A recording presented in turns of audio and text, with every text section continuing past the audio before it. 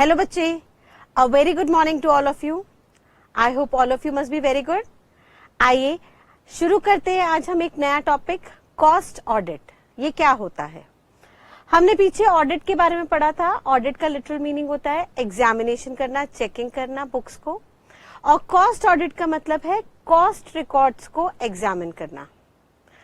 अभी तक पीछे हम जो भी पढ़ के आ रहे थे वो स्टैट्यूटरी ऑडिट था, वो फाइनेंशियल ऑडिट था जिसका एग्जामिनेशन होना कंपलसरी था अंडर कंपनीज एक्ट, क्योंकि लॉ मेकर कहता था कि सर कोई भी कंपनी में जो कैपिटल कंट्रीब्यूशन होता है वो शेयर होल्डर्स द्वारा होता है, और शेयर होल्डर्स के द्वारा कंट्रीब्यूट किए गए कैपिटल की मैनेजमेंट बोर्ड ऑफ डायरेक्टर्स देखते हैं, जिसको वो बुक्स ऑफ अकाउंट्स के अंदर, फाइनेंशियल रिकॉर्ड्स, फाइनेंशियल अकाउंट्स के अंदर रिकॉर्ड करते हैं। और शेयर होल्डर्स ये जानना चाहते हैं कि बोर्ड ऑफ डायरेक्टर्स ने जो भी फाइनेंशियल ट्रांजैक्शंस फाइनेंशियल अकाउंट्स में रिकॉर्ड की है वो सही है या नहीं। इसके लिए शेयर होल्डर्स एक थर्ड इंडिपेंडेंट बंदे को लेके आते हैं जो इन फाइनेंशियल अकाउंट्स को ऑडिट करता है। और क्योंकि ये ऑडिटिंग कंपलसरी है, बिकॉज यहाँ पे लोगों का पैसा लगा हुआ है, देयरफॉर उसको हम स्टैट्यूटरी ऑडिटर का नाम देते हैं कि भाई साहब उन फाइनेंशियल अकाउंट्स का तो ऑडिट होना कंपलसरी है ही है, so that board of directors books के अंदर कोई मैनिपुलेशन ना करे, बिकॉज उन्हें पता है कि ऑडिटर आके उनके द्वारा किए हुए काम को एग्जामिन करने वाला है, तो बोर्ड ऑफ डायरेक्टर्स डिसिप्लिन में रहेंगे, किताबों के अंदर कोई भी मैनिपुलेशन नहीं करेंगे। लेकिन अब फिलहाल आज हम देखने जा रहे हैं कॉस्ट ऑडिट। ये क्या होता है? सर कॉस्ट ऑडिट में हम कॉस्ट रिकॉर्ड्स का ऑडिट करते हैं, एग्जामिनेशन करते हैं। जैसा कि आपने पढ़ा होगा, आपने कंपनी अकाउंट्स पढ़ा होगा जो फाइनेंशियल अकाउंट्स का हिस्सा है। हाउएवर आपने पैरेलली कॉस्टिंग सब्जेक्ट पढ़ा होगा जिसमें आपने कॉस्ट शीट और अदर रिकॉर्ड्स बनाए होंगे, वो कॉस्ट रिकॉर्ड्स का हिस्सा होते हैं। ठीक है, तो क्या मैम कॉस्ट रिकॉर्ड्स हर कंपनी को बनाना होता है जैसे हर कंपनी को फाइनेंशियल अकाउंट्स बनाने होते हैं?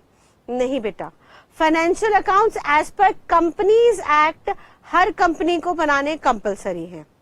जब भी कोई separate legal entity as a company ROC के साथ रजिस्टर्ड होगी तो उस कंपनी को फाइनेंशियल अकाउंट्स कंपनीज एक्ट के अकॉर्डिंगली बनाना कंपलसरी है।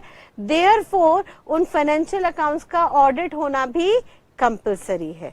हाउएवर कॉस्ट रिकॉर्ड्स हर कंपनी नहीं बनाती, वहां पे कुछ कंडीशंस हैं, कुछ ही कंपनीज के ऊपर ये रिकॉर्ड्स बनाने की ऑब्लिगेशन है, और जिन जिन कंपनीज में कॉस्ट रिकॉर्ड्स बन रहे हैं सिर्फ उन्हीं कंपनी का कॉस्ट ऑडिट होता है।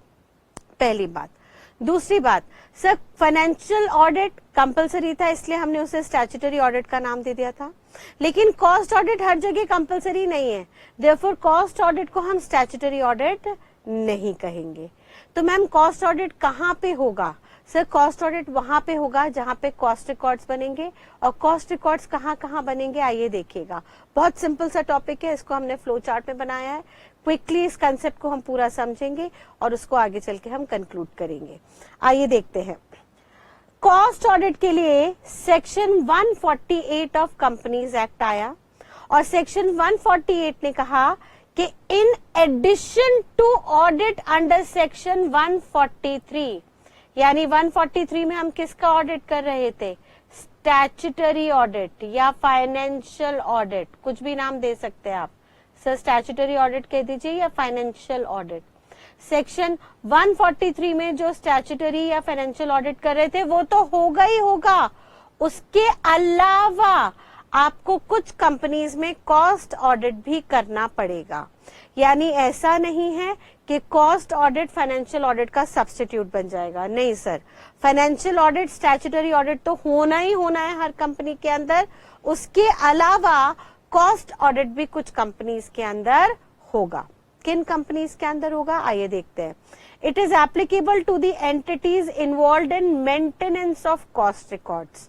कॉस्ट ऑडिट उन कंपनीज का होगा जिन कंपनीज में कॉस्ट रिकॉर्ड्स बनाने की कंप्लायंस है, जिन कंपनीज को कॉस्ट रिकॉर्ड्स बनाने के लिए कहा गया है।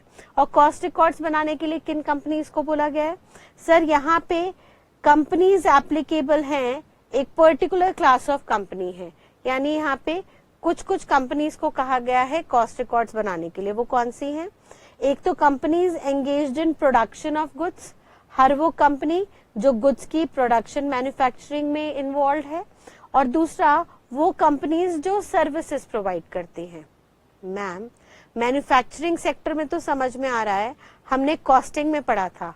मैन्युफैक्चरिंग सेक्टर में कॉस्ट शीट बनाना जरूरी होता था, बिकॉज उस कॉस्ट शीट के बेस पे कंपनी डिटरमिन करती थी, मैनेजमेंट डिटरमिन करता था कि हम कोई भी प्रोडक्ट बना के कितने का बेचें। अगर हमने एक पेन बनाया है तो इस पेन को बनाने का कितना खर्चा आया, चाहे वो डायरेक्ट खर्चा है या इनडायरेक्ट खर्चा in the name of overheads, पहले हम वो सारे खर्चे निकाल लेते थे कॉस्ट शीट में, फिर उसमें हम अपना एक परसेंटेज जोड़ते थे प्रॉफिट का, और वो परसेंटेज जोड़ने के बाद जो प्राइस निकल के आता था उसको हम इस प्रोडक्ट का सेलिंग प्राइस फिक्स करते थे, जितने पे हमें ये प्रोडक्ट मार्केट के अंदर बेचना है। ठीक है, लेकिन सर्विस सेक्टर में तो कॉस्ट शीट हमने बनते देखा नहीं, तो लॉ मेकर ने यहाँ पे कुछ अमेंडमेंट की। उन्होंने कहा सर अब आपको सर्विस सेक्टर में भी कॉस्ट शीट बनाने के लिए कंप्लायंसेस करने पड़ेंगे। उसके लिए अलग अलग स्टैंडर्ड्स आए, जिसको आप अलग सब्जेक्ट में कॉस्ट ऑडिट के अंदर पढ़ेंगे। फिलहाल के लिए आपको यहाँ पे सिर्फ इससे रिलेटेड बात पढ़नी है कि कॉस्ट ऑडिट सर्विस सेक्टर पे भी एप्लीकेबल है। लेकिन सर कौन से सर्विस सेक्टर पे एप्लीकेबल है? सर क्या हर सर्विस सेक्टर पे एप्लीकेबल है? मेरा कोचिंग सेंटर है, वहां पे मैं कोचिंग क्लासेस देती हूँ, सर्विसेज देती हूँ क्लासेस की, तो क्या मुझ पे भी कॉस्ट ऑडिट लग जाएगा? मुझे भी कॉस्ट रिकॉर्ड्स बनाने होंगे? लॉ मेकर ने यहाँ पे फर्दर कंडीशन दी। उन्होंने कहा सर कोई प्रोडक्शन में इन्वॉल्व है, मैन्युफैक्चरिंग में इन्वॉल्व है या सर्विसेज दे रहा है, और उनका टोटल टर्नओवर एक साल में 35 करोड़ या उससे ज्यादा है। सर ये बहुत अच्छा खासा लिमिट है, यानी छोटे मोटे मैन्युफैक्चरर को, छोटे मोटे सर्विस प्रोवाइडर को इसका कंप्लायंस करने की जरूरत नहीं है। मेरा कोचिंग क्लास है, मेरा टर्नओवर बहुत मामूली है, 35 करोड़ से बहुत नीचे है, देयरफॉर मुझे यहाँ पे कोई भी कॉस्ट रिकॉर्ड्स मेंटेन करने की जरूरत नहीं है, उसका कोई भी कॉस्ट ऑडिट होने का जरूरत नहीं है। लेकिन हाँ, जिस किसी दिन मेरे बिजनेस का, मेरे सर्विस सेक्टर का टर्नओवर 35 करोड़ को एक्सीड कर जाएगा, यानी द मोमेंट 35 करोड़ होंगे, उन्होंने कहा मोर देन और इक्वल टू 35 करोड़ या उससे ज्यादा हो जाएंगे, उस वक्त मुझे अपने अकाउंटेंट से कॉस्ट रिकॉर्ड्स भी बनवाने होंगे, और जो भी कॉस्ट रिकॉर्ड्स बनवाऊंगी उसका ऑडिटिंग भी, उसका एग्जामिनेशन भी करवाना पड़ेगा। ठीक है, और तो और क्या इस सर्विस सेक्टर में या मैन्युफैक्चरिंग सेक्टर में इंडियन कंपनीज ही आएंगी या फॉरेन कंपनीज भी आ जाएंगी? उन्होंने कहा सर किसी भी तरीके की कंपनी आ सकती है, चाहे वो इंडियन कंपनी हो या फॉरेन कंपनी, दोनों को ही कॉस्ट रिकॉर्ड बनाना होगा अगर उनका एनुअल टर्नओवर 35 करोड़ या उससे ज्यादा है। और किस किस को कॉस्ट रिकॉर्ड बनाने की जरूरत बिल्कुल भी नहीं है? सर उनको बनाने की जरूरत नहीं है जो माइक्रो, स्मॉल या मीडियम एंटरप्राइज की कैटेगरी में आती है। अब ये micro enterprise, small enterprise, medium enterprises defined है under a particular act known as micro small medium enterprises development act 2006। इसमें उन्होंने कहा सर माइक्रो एंटरप्राइजेस कौन सी होती हैं? जहां पे प्लांट एंड मशीनरी के अंदर आपने इन्वेस्टमेंट कर रखी है 25 लाख रुपए या उससे कम की, यानी मैक्सिमम आपने 25 लाख तक की इन्वेस्टमेंट की हुई है प्लांट एंड मशीनरी में, तो सर आपकी जो बिजनेस है वो माइक्रो एंटरप्राइजेस की कैटेगरी में आएगा। लेकिन अगर आपकी इन्वेस्टमेंट 25 लाख से ज्यादा और 5 करोड़ तक के स्लैब में आती है, यानी आपने मिनिमम 25 लाख रुपए से ज्यादा की इन्वेस्टमेंट और 5 करोड़ से कम की या 5 करोड़ तक की इन्वेस्टमेंट की हुई है प्लांट एंड मशीनरी में, तो आप स्मॉल एंटरप्राइजेस की कैटेगरी में आओगे। हाउएवर अगर आपकी प्लांट एंड मशीनरी में इन्वेस्टमेंट 5 करोड़ से ज्यादा और 10 करोड़ तक की कैटेगरी में आती है, तो सर फिर आप मीडियम एंटरप्राइजेस की कैटेगरी में आ जाओगे। मैम ये क्या किया हुआ है? यहाँ पे बोला है 10 करोड़ तक की इन्वेस्टमेंट है, मैक्सिमम कितनी इन्वेस्टमेंट? 10 करोड़ तक की इन्वेस्टमेंट है, तो आपको कॉस्ट रिकॉर्ड्स मेंटेन करने की जरूरत नहीं है। और यहाँ बोला है 35 करोड़ से ऊपर आपका टर्नओवर आ रहा है तो आपको कॉस्ट रिकॉर्ड्स मेंटेन करने की जरूरत है। ध्यान रखिएगा बेटा, यहाँ पे 25 लाख, 5 करोड़ और 10 करोड़ इन्वेस्टमेंट का अमाउंट है। आप प्लांट एंड मशीनरी में कितना इन्वेस्ट कर रहे हो, ये वो अमाउंट है। यानी आप बिजनेस के अंदर कितना इनपुट लगा रहे हो, वो भी किस में, इन प्लांट एंड मशीनरी, ये अमाउंट है। अगर ये अमाउंट 10 करोड़ रुपए तक का है तो कॉस्ट ऑडिट या कॉस्ट रिकॉर्ड्स बनाने की जरूरत नहीं है। लेकिन अगर आपके बिजनेस में जितना भी इन्वेस्टमेंट लगा हो, इनपुट लगा हो, अगर उससे आउटपुट जो बन के आ रहा है, यानी आपका जो टर्नओवर आ रहा है, अगर वो 35 करोड़ या उससे ज्यादा चला गया तो आपको कॉस्ट रिकॉर्ड्स बनाना कंपलसरी है। ठीक है, बहुत अच्छे से ध्यान रखिएगा। जहां पे एप्लीकेबिलिटी देखनी है वहां पे आउटपुट देखना है, और जहां पे नॉन एप्लीकेबिलिटी देखनी है वहां पे हमें इनपुट कंसिडर करना है। तो एक बार क्विकली रिकैप करते हैं बिना देखे। कॉस्ट ऑडिट कॉस्ट रिकॉर्ड्स का होता है, और कॉस्ट रिकॉर्ड्स बनाना किनको कंपलसरी है? सर हर एक सेक्टर को कंपलसरी है, चाहे वो मैन्युफैक्चरिंग में इन्वॉल्व हो या सर्विस में। हाँ, एक सेक्टर है जो यहाँ पे नहीं आएगा। सर अगर हम बात करें ट्रेडिंग सेक्टर की, ट्रेडिंग सेक्टर का मतलब होता है जो गुड्स को खरीद के बेचता है। अगर कोई होलसेलर डिस्ट्रीब्यूटर सिर्फ ट्रेडिंग में इन्वॉल्व है, पीछे से गुड्स खरीदता है और उन गुड्स में अपना प्रॉफिट मार्जिन जोड़ के आगे बेचता है, तो उस ट्रेडिंग सेक्टर के ऊपर कॉस्ट रिकॉर्ड्स की कंप्लायंस नहीं है। लेकिन अगर कोई मैन्युफैक्चरर है और बेचता है, वो खुद से बनाता है और बनाने के बाद बेचता है, उसको कॉस्ट रिकॉर्ड्स बनाने होंगे। कोई सर्विस प्रोवाइडर है, वो खुद से सर्विसेज दे रहा है, उसको कॉस्ट रिकॉर्ड बनाने होंगे अगर उसका सालाना टर्नओवर 35 करोड़ या उससे ज्यादा हो जाता है। एक साल में, एक फाइनेंशियल ईयर में 35 करोड़ या उससे ज्यादा का टर्नओवर है तो आपको यहाँ पे कॉस्ट रिकॉर्ड्स बनाने होंगे, बशर्ते आप ट्रेडिंग एक्टिविटी में ना इन्वॉल्व हो, आप सोनली ट्रेडिंग एक्टिविटी में ना इन्वॉल्व हो। इसका मतलब है अगर आप गुड्स की मैन्युफैक्चरिंग करके ट्रेडिंग करते हो, बना के बेचते हो, तो आप इस कैटेगरी में आ जाओगे। यानी आप बना के बेचते हो, गुड्स को मैन्युफैक्चर करके बेचते हो और उससे टर्नओवर 35 करोड़ या उससे ज्यादा आ रहा है तो आपको कॉस्ट रिकॉर्ड बनाना कंपलसरी है। लेकिन अगर आप खाली होलसेलर या डिस्ट्रीब्यूटर हो, सिर्फ पीछे से माल खरीदते हो और अपना प्रॉफिट मार्जिन जोड़ के आगे बेचते हो, तो आप इस कैटेगरी में नहीं आओगे। यानी आपको कॉस्ट रिकॉर्ड्स बनाने की जरूरत नहीं है, फिर भले ही आपका टर्नओवर 35 करोड़ से ज्यादा एक्सीड क्यों ना कर जाए। तो याद रखेंगे, पहले तो कॉस्ट रिकॉर्ड सिर्फ 2 सेक्टर पे है, service sector and manufacturing sector पे। ट्रेडिंग सेक्टर पे ये नहीं लगेगा, irrespective of turnover of that trader. ठीक है, तो पहली बात प्रोडक्शन, मैन्युफैक्चरिंग और सर्विस सेक्टर पे है, इंक्लूडिंग फॉरेन कंपनीज। यानी कंपनी चाहे इंडिया में रजिस्टर्ड हुई हो या वो कंपनी किसी फॉरेन कंट्री में रजिस्टर्ड हुई हो और इंडिया में आके उसने ब्रांच खोल ली हो, तो भी हम यहाँ पे कवर कर देंगे अगर वो मैन्युफैक्चरर कैटेगरी में या सर्विस प्रोवाइडर में आता है और उसका टर्नओवर 35 करोड़ से ज्यादा है या 35 करोड़ है। लेकिन किस किस को कॉस्ट रिकॉर्ड्स बनाने की जरूरत नहीं है? सर किसी को भी कॉस्ट रिकॉर्ड्स बनाने की जरूरत नहीं है अगर वो ट्रेडिंग सेक्टर में इन्वॉल्व है, खाली मर्चेंट ट्रेडिंग करता है, सिर्फ खरीद के बेचता है, बना के नहीं बेचता। दूसरा, अगर वो प्रोडक्शन में इन्वॉल्व है या सर्विस सेक्टर में इन्वॉल्व है और उसके प्लांट एंड मशीनरी में 10 करोड़ तक का पैसा लगा हुआ है, चाहे 10 करोड़ तक का लगा है या 5 करोड़ तक का लगा है या 25 लाख तक का लगा है, तो वो मीडियम, स्मॉल और माइक्रो की रिस्पेक्टिव कैटेगरी के अंदर एग्जेम्प्ट हो जाता है कॉस्ट रिकॉर्ड्स बनाने से। और अगर वहां पे उनका कॉस्ट रिकॉर्ड नहीं बन रहा तो ऑब्वियसली उनका कोई कॉस्ट ऑडिट भी नहीं होगा। ठीक है, यहां तक की बात क्लियर? आगे देखिएगा, अगर कॉस्ट रिकॉर्ड नहीं बन रहे तो कहानी खत्म, इससे आगे हमें कुछ करना ही नहीं। लेकिन जिन एंटिटीज में कॉस्ट रिकॉर्ड्स बन रहे हैं, सर उन एंटिटीज पे कॉस्ट ऑडिट एप्लीकेबल हो जाएगा। सर ऑडिट तो किताबों का होगा ना, रिकॉर्ड्स का होगा, बुक्स का होगा। तो अगर बुक्स मेंटेन हो रही हैं तभी तो ऑडिट होगा।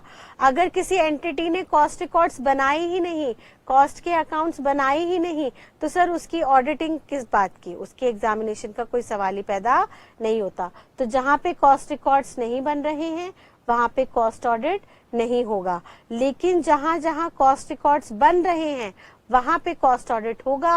और कॉस्ट रिकॉर्ड बनाने के लिए अलग से प्रिस्क्राइब्ड फॉर्म दिया जाएगा, फॉर्म CRA1। नाम से ही क्लियर है, CRA कॉस्ट रिकॉर्ड अकाउंट्स, ठीक है। सो CRA1 है, CRA1 के अंदर आपको कॉस्ट रिकॉर्ड्स मेंटेन करनी है और जो भी आप कॉस्ट रिकॉर्ड्स मेंटेन कर रहे हो उनकी ऑडिटिंग आपको करनी है। अब ये जो ऑडिटिंग करनी है, कॉस्ट ऑडिट करनी है, ये कॉस्ट ऑडिट हर बिजनेस को करनी है। अगर उनका टर्नओवर 35 करोड़ से एक्सीड कर गया या 35 करोड़ का है तो सर इस पे फिर से कुछ कंप्लायंसेस आए। उन्होंने कहा सर कॉस्ट ऑडिट को कंपलसरी हम करेंगे कुछ पर्टिकुलर सेक्टर्स के अंदर, और उन सेक्टर को हमने 2 कैटेगरी में बांट दिया, regulated sector and non regulated sector. नाम से जैसे ही क्लियर है, रेगुलेटेड सेक्टर का मतलब है वो सेक्टर जहां पे गवर्नमेंट या गवर्नमेंट ने कोई अथॉरिटी अपॉइंट की है, वो अथॉरिटी उस पूरे सेक्टर को ऑर्गेनाइज करती है, कंट्रोल करती है, सुपरविजन करती है और उसको रेगुलेट करती है, टाइम टू टाइम मैनेज करती है। कुछ होते हैं रेगुलेटेड सेक्टर में लाइक बैंकिंग, इंश्योरेंस सेक्टर, वहां पे पूरा बैंक पे बैंकिंग रेगुलेशन एक्ट लगता है, RBI गवर्न करती है। इंश्योरेंस सेक्टर पे IRDA insurance regulation and development act लगता है, उसके लिए IRDA की अथॉरिटी है, वो उसे रेगुलेट करती है। तो ये हो गए रेगुलेटेड सेक्टर की बातें। सिमिलरली टेलीकम्युनिकेशन के अंदर ट्राई है, वहां पे प्रॉपर अथॉरिटी बनाई हुई है जो टेलीकम्युनिकेशन को रेगुलेट कर रही है। लेकिन देयर आर सर्टेन एरिया जहां पे कोई रेगुलेशन नहीं है, कोई कंट्रोल नहीं है। कुछ पर्टिकुलर फील्ड्स हैं जहां पे कोई कंट्रोलिंग, कोई अथॉरिटी नहीं है, कोई भी कुछ भी काम कर सकता है, like arms and ammunition, turbo sector, turbojets, tyres, tube, steel, cement etcetera. वहां पे कोई सरकारी बॉडी नहीं है जो उनको देखेगा। तो लॉ मेकर कहता है सर अब रेगुलेटेड, नॉन रेगुलेटेड में हम पर्टिकुलर 6 इंडस्ट्रीज आपको दे रहे हैं। यहाँ पे 6 इंडस्ट्रीज आएंगी जिनपे कॉस्ट ऑडिट होना कंपलसरी है, यानी 6 industry sectors from regulated area and 6 industries from non regulated sector, यानी इन टोटल 12 इंडस्ट्रीज के ऊपर कॉस्ट ऑडिट होना कंपलसरी है because of the wide range of activities undertaken therein. कौन कौन सी है आइए देखिएगा।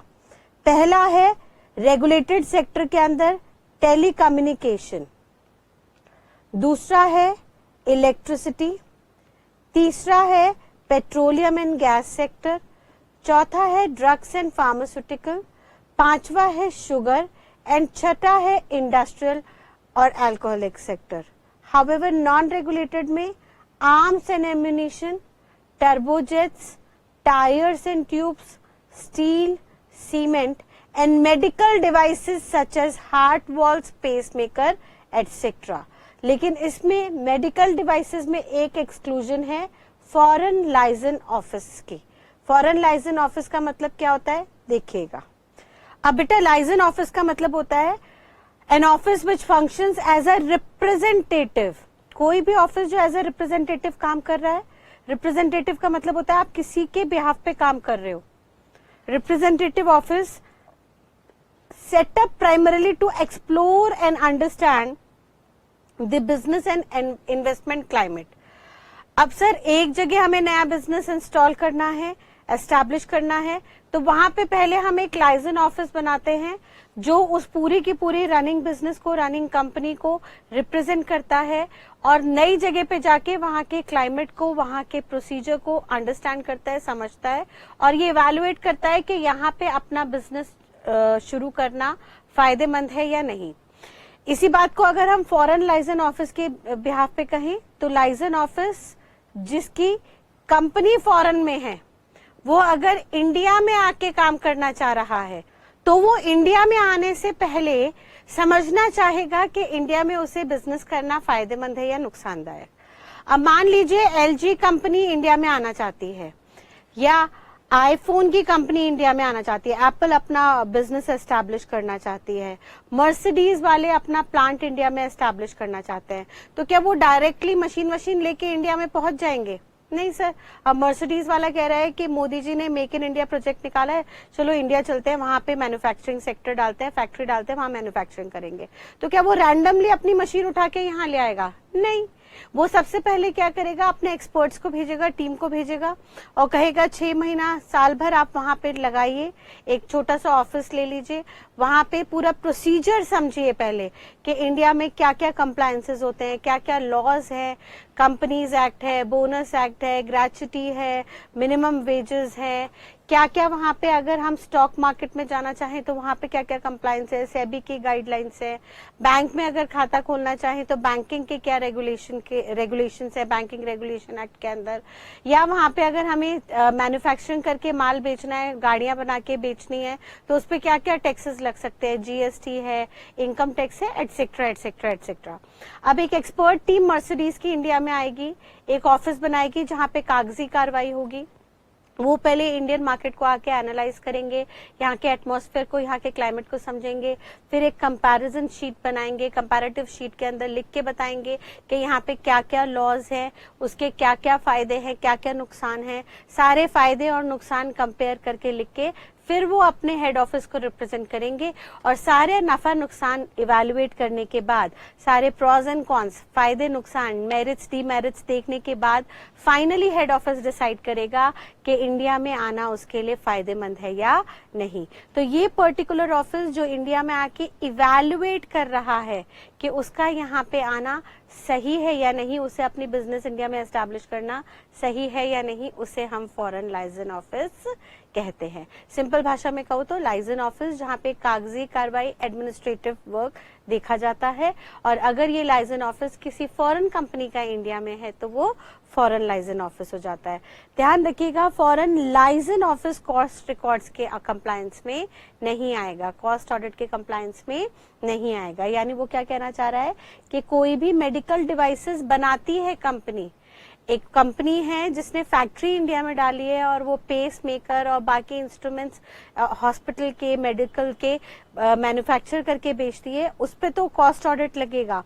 लेकिन अगर कोई फॉरेन कंपनी है, कोई यूएस में कंपनी एस्टैब्लिश्ड है, वहां पे इनकॉर्पोरेटेड है, वहां पे रजिस्टर्ड है और वो अपनी एक ब्रांच इंडिया में बनाना चाहती है, तो ब्रांच डालने से पहले वो इंडिया में अपना एक लाइसेंस ऑफिस एस्टैब्लिश करती है। उस फॉरेन लाइसेंस ऑफिस के ऊपर जहां पे अभी तक फिलहाल कोई मैन्युफैक्चरिंग शुरू नहीं हुई है, वो सिर्फ और सिर्फ इंडिया के क्लाइमेट को इवैल्यूएट कर रहे हैं, इस foreign licence office dealing in medical equipments पे कॉस्ट ऑडिट की कंप्लायंस नहीं लगेगी। बी वेरी केयरफुल, ये सब छोटी छोटी बातें एमसीक्यूज में, ऑब्जेक्टिव में एग्जामिनर आपसे पूछ सकता है। ठीक है, तो पर्टिकुलरली 6 इंडस्ट्रीज रेगुलेटेड सेक्टर में और 6 इंडस्ट्रीज नॉन रेगुलेटेड सेक्टर में है, उसको याद करने का छोटा सा निमोनिक बनाते हैं सो दैट आपको एग्जाम के टाइम पे कंफ्यूजन ना रहे। रेगुलेटेड सेक्टर में जो हमारे कंट्रोल के अंदर है उसका हम कोड बनाते हैं, निमोनिक बनाते हैं पेट सिड। हमारा एक पेट है जिसका नाम है सिड, ठीक है, हम कोडिंग बना लेते हैं।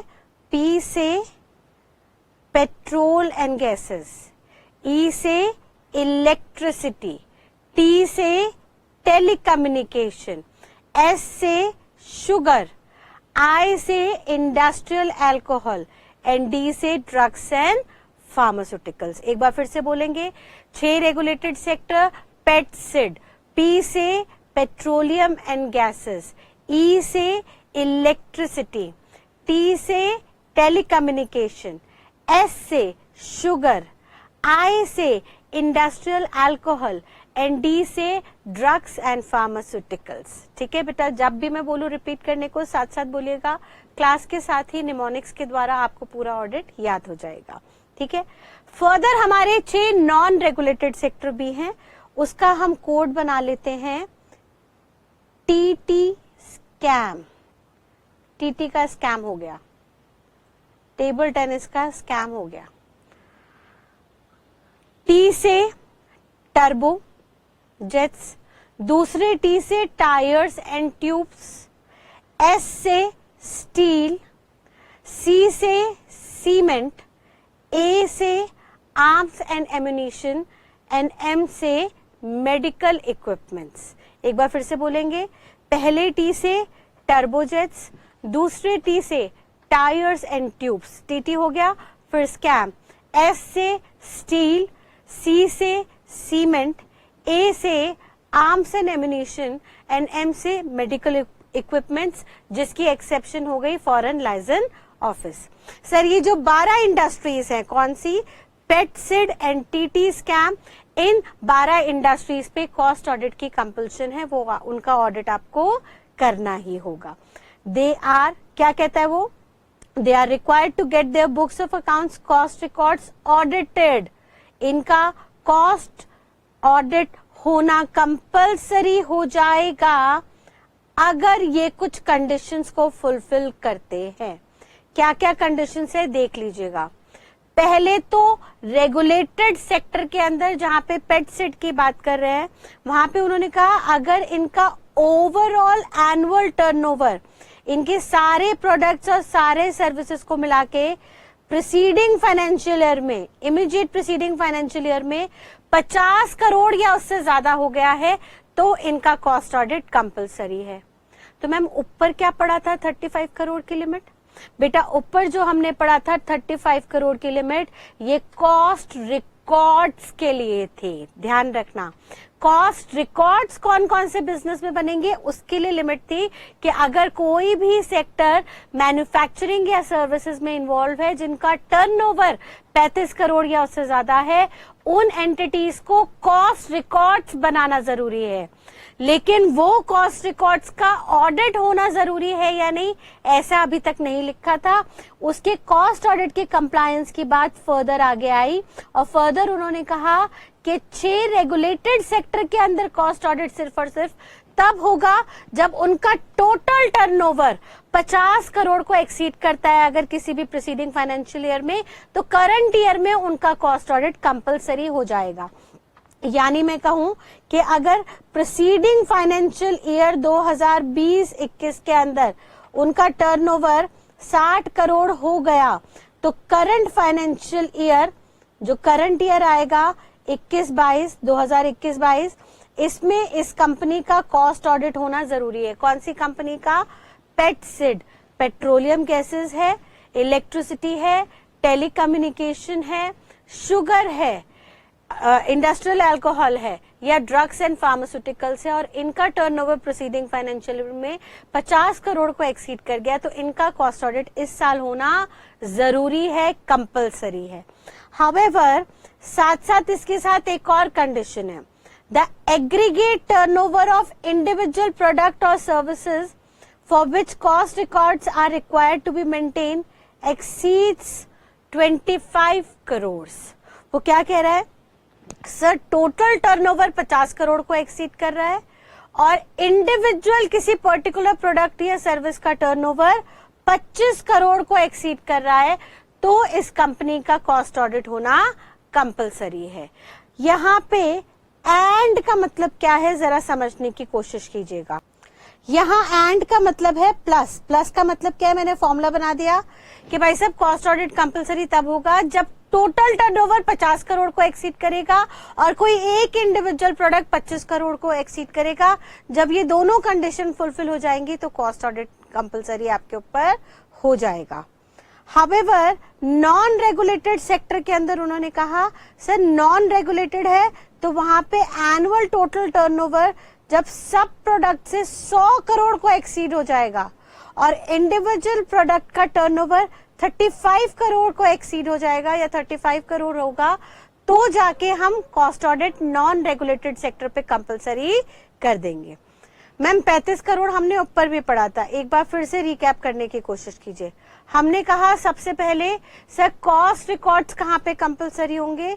उन्होंने कहा सर जिस किसी कंपनी का जो प्रोडक्शन या सर्विस सेक्टर में इन्वॉल्व है, अगर उनका टोटल टर्नओवर 35 करोड़ या उसको एक्सीड करेगा तो उन्हें कॉस्ट रिकॉर्ड बनाना कंपलसरी है। हाउएवर कुछ 3 एंटिटीज को हमने नॉन एप्लीकेबल कर दिया, 3 एंटिटीज पे कॉस्ट रिकॉर्ड्स बनना जरूरी नहीं है। हमने वहां पे micro small medium enterprises cover किए, जहां पे उन्होंने क्राइटेरिया बनाया कि किसी भी एंटिटी के अंदर अगर investment in plant and machinery 10 crore तक की लग रही है, वहां पे 3 स्लैब बनाए, 10 करोड़ तक की इन्वेस्टमेंट है या 5 करोड़ तक की इन्वेस्टमेंट है या 25 लाख तक की इन्वेस्टमेंट है, ऐसी एंटिटीज पे भले ही ये प्रोडक्शन या सर्विस सेक्टर के अंदर क्यों ना इन्वॉल्व हो, ऐसी एंटिटीज को कॉस्ट रिकॉर्ड बनाने की जरूरत नहीं है।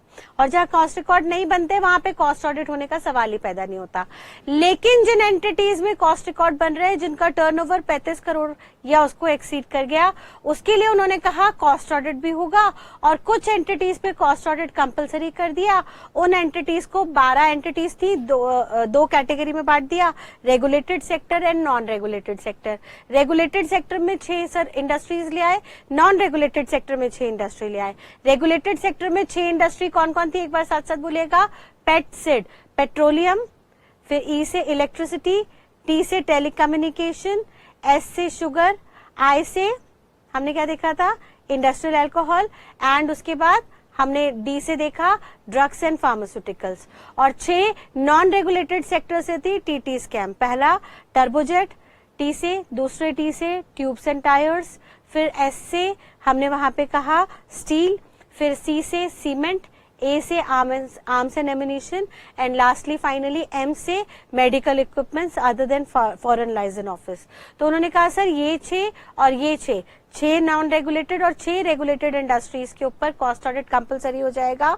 अगर रेगुलेटेड इंडस्ट्री में टोटल टर्नओवर कितना बोल दिया, 50 करोड़ या उससे ज्यादा हो जाए, और इंडिविजुअल टर्नओवर किसी भी एक आइटम पे 25 करोड़ या उससे ज्यादा हो जाए, तो वहां पे कॉस्ट ऑडिट कंपलसरी है।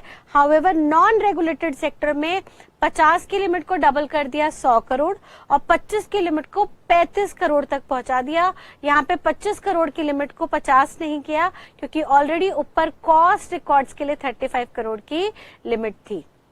तो रेगुलेटेड सेक्टर पे कितना, total 50 crore, one individual product का 25 करोड़। हाउएवर नॉन रेगुलेटेड पे टोटल कितना टर्नओवर, 100 करोड़ या उसको एक्सीड कर रहा है, और इंडिविजुअल प्रोडक्ट पे 35 करोड़ या उससे ज्यादा का टर्नओवर है, तो उस केस में इन एंटिटीज पे कॉस्ट ऑडिट कंपलसरी हो जाएगा। Is that clear? यहां तक की बात क्लियर? आगे देखिएगा, नेक्स्ट वो बात करता है एग्जेम्पशन फ्रॉम कॉस्ट ऑडिट की।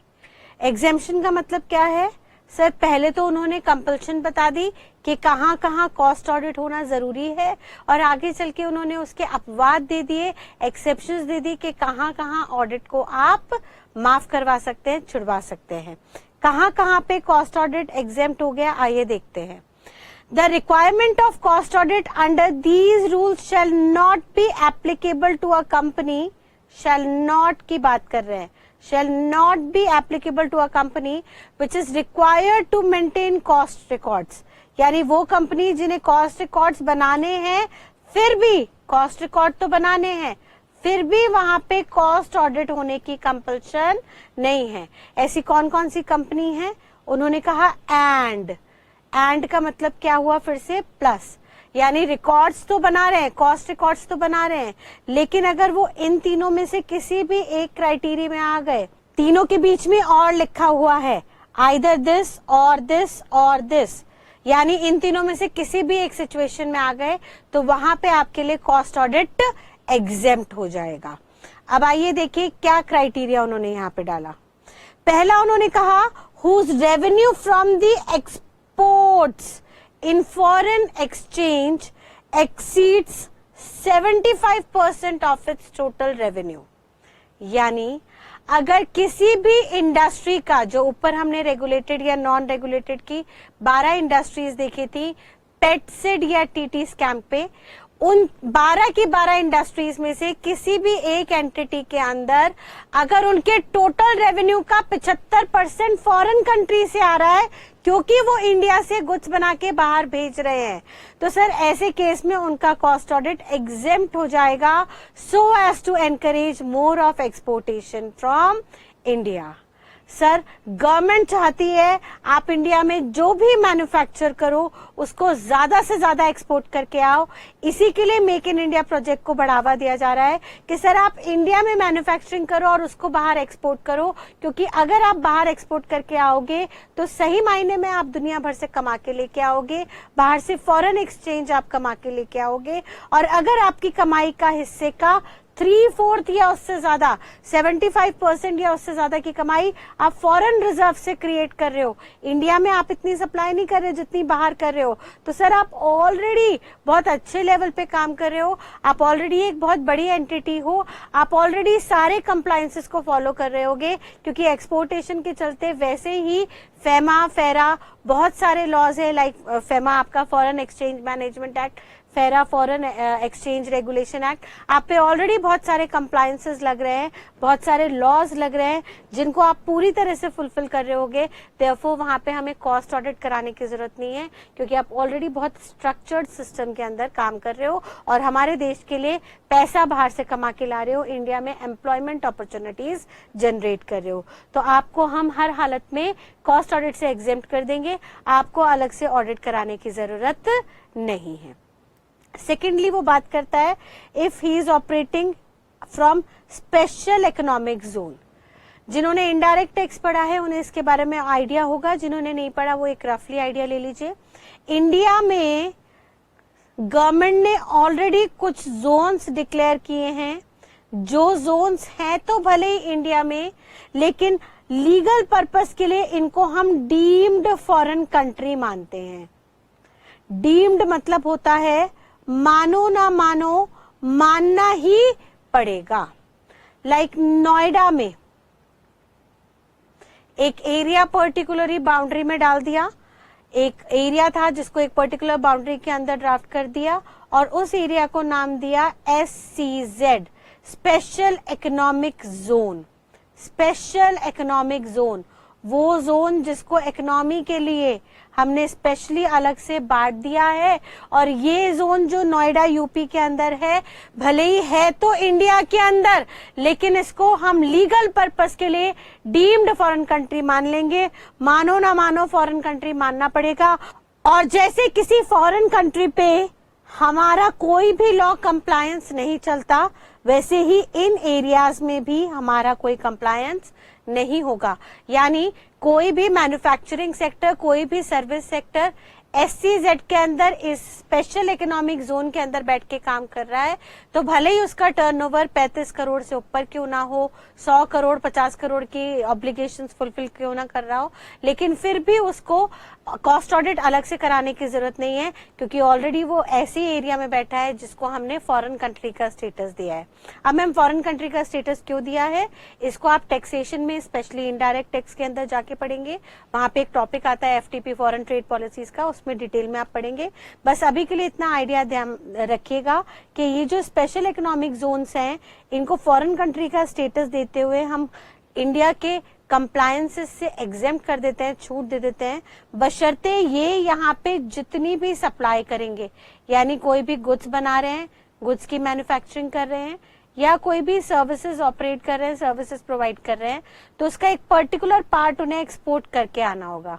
यहाँ पे कंडीशन है कि उन्हें प्रीवियस ईयर के FOB value again indirect tax customs में आप पढ़ेंगे, अभी के लिए याद रखिएगा FOB का मतलब होता है एक्सपोर्ट की वैल्यू, जितना माल उन्होंने एक्सपोर्ट किया उसके प्राइस, कितने का एक्सपोर्टेशन हुआ, तो प्रीवियस ईयर के एक्सपोर्ट की वैल्यू का कम से कम 50% से ज्यादा अगर वो एक्चुअली एक्सपोर्ट करके आते हैं, उन्होंने बोला है अगर वो एक्चुअली एक्सपोर्ट करके आते हैं 50% तक भी कर देते हैं, 50% या उससे ज्यादा एक्सपोर्ट करके आते हैं, तो ही वो यहाँ पे रह सकते हैं, एज एन SCZ के अंदर ऑपरेट कर सकते हैं, नहीं तो उनके ऊपर कुछ टैक्स ऑब्लिगेशंस हो जाती हैं, जो अगेन यहाँ की बात नहीं है।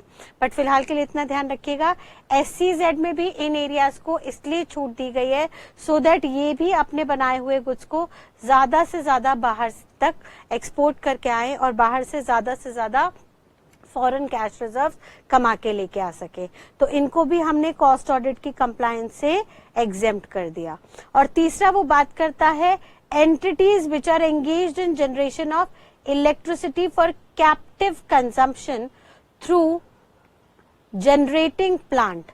सर यहाँ पे अगर वो बिजली का उत्पादन करते हैं और बिजली का उत्पादन करते हैं खुद ही यूज करने के लिए सो दैट प्लांट से वो बिजली जनरेट कर सके, तो उनको भी हमने यहाँ पे कॉस्ट ऑडिट से एग्जेम्प्ट कर दिया। चलिए इस बात को हम एक एग्जाम्पल से समझते हैं बेटा। मान लीजिए एक मैन्युफैक्चरर है, ये मैन्युफैक्चरर कोल खरीद के लाता है, कोयला खरीद के लाता है, पीछे से कोयला खरीद के लाता है सो दैट उस कोयले से इलेक्ट्रिसिटी जनरेट कर सके। इस मैन्युफैक्चरर की फैक्ट्री जो है वो एक रिमोट एरिया में है, किसी गांव में है, किसी पिछड़े हुए कस्बे में है जहां पर बिजली की सप्लाई नहीं है। मान लेते हैं वहां पे कोई गवर्नमेंट बॉडी नहीं है, कोई इलेक्ट्रिसिटी सप्लाई नहीं है। अब ऐसी जगह में फैक्ट्री डाली है क्योंकि इस मैन्युफैक्चरर को जमीन सस्ते में मिल गई और वहां पे लेबर जो है वो सस्ती है। मैन्युफैक्चरर ने यहाँ पे फैक्ट्री डाली, बट क्योंकि यहाँ पे बिजली की सप्लाई नहीं थी तो ये खुद से अपने आप बिजली की उत्पादन करता है। लेकिन ये जो बिजली का उत्पादन करता है, जनरेशन करता है, इसको कहीं बाहर नहीं बेचता। ये बिजली कहीं और बिकती नहीं है, कहीं फर्दर सप्लाई नहीं होती है। यानी इस मैन्युफैक्चरर का काम सेल ऑफ इलेक्ट्रिसिटी नहीं है। ये इस गांव में कोई इलेक्ट्रिसिटी मैन्युफैक्चर करके वहां सप्लाई नहीं कर रहा है, ये इलेक्ट्रिसिटी बेच नहीं रहा है किसी को। ये इलेक्ट्रिसिटी सिर्फ और सिर्फ अपने आगे फर्दर मैन्युफैक्चरिंग में यूज करना चाहता है। ये क्या करता है, ये गेहूं से आटा बनाता है और इसने फैक्ट्री गांव में इसलिए डाल दी है क्योंकि इस गांव में गेहूं की प्रोडक्शन बहुत है। तो ये डायरेक्टली वहां पे रहने वाले लोगों से गेहूं खरीदता है और गेहूं से आटा बनाता है चक्की के द्वारा। इसने वहां पे चक्की लगाई हुई है, पीछे गेहूं खरीदता है फार्मर से, उस चक्की से फिर आटा पीस के निकालता है और फिर आटा फाइनली मार्केट में बेचता है। गांव में तो बेचता ही बेचता है, साथ साथ इसकी पैकिंग करके शहरों में भी फर्दर सप्लाई की जाती है, सेल की जाती है। तो इसका एक्चुअल काम क्या है? इसका एक्चुअल काम है आटा बना के मैन्युफैक्चर करना। और आटा बनाने के लिए चक्की चाहिए, चक्की के लिए इलेक्ट्रिसिटी चाहिए। तो इलेक्ट्रिसिटी ये खुद से बना रहा है, लेकिन वो इलेक्ट्रिसिटी ये फर्दर अपनी मैन्युफैक्चरिंग में यूज कर रहा है, किसी और को नहीं दे रहा।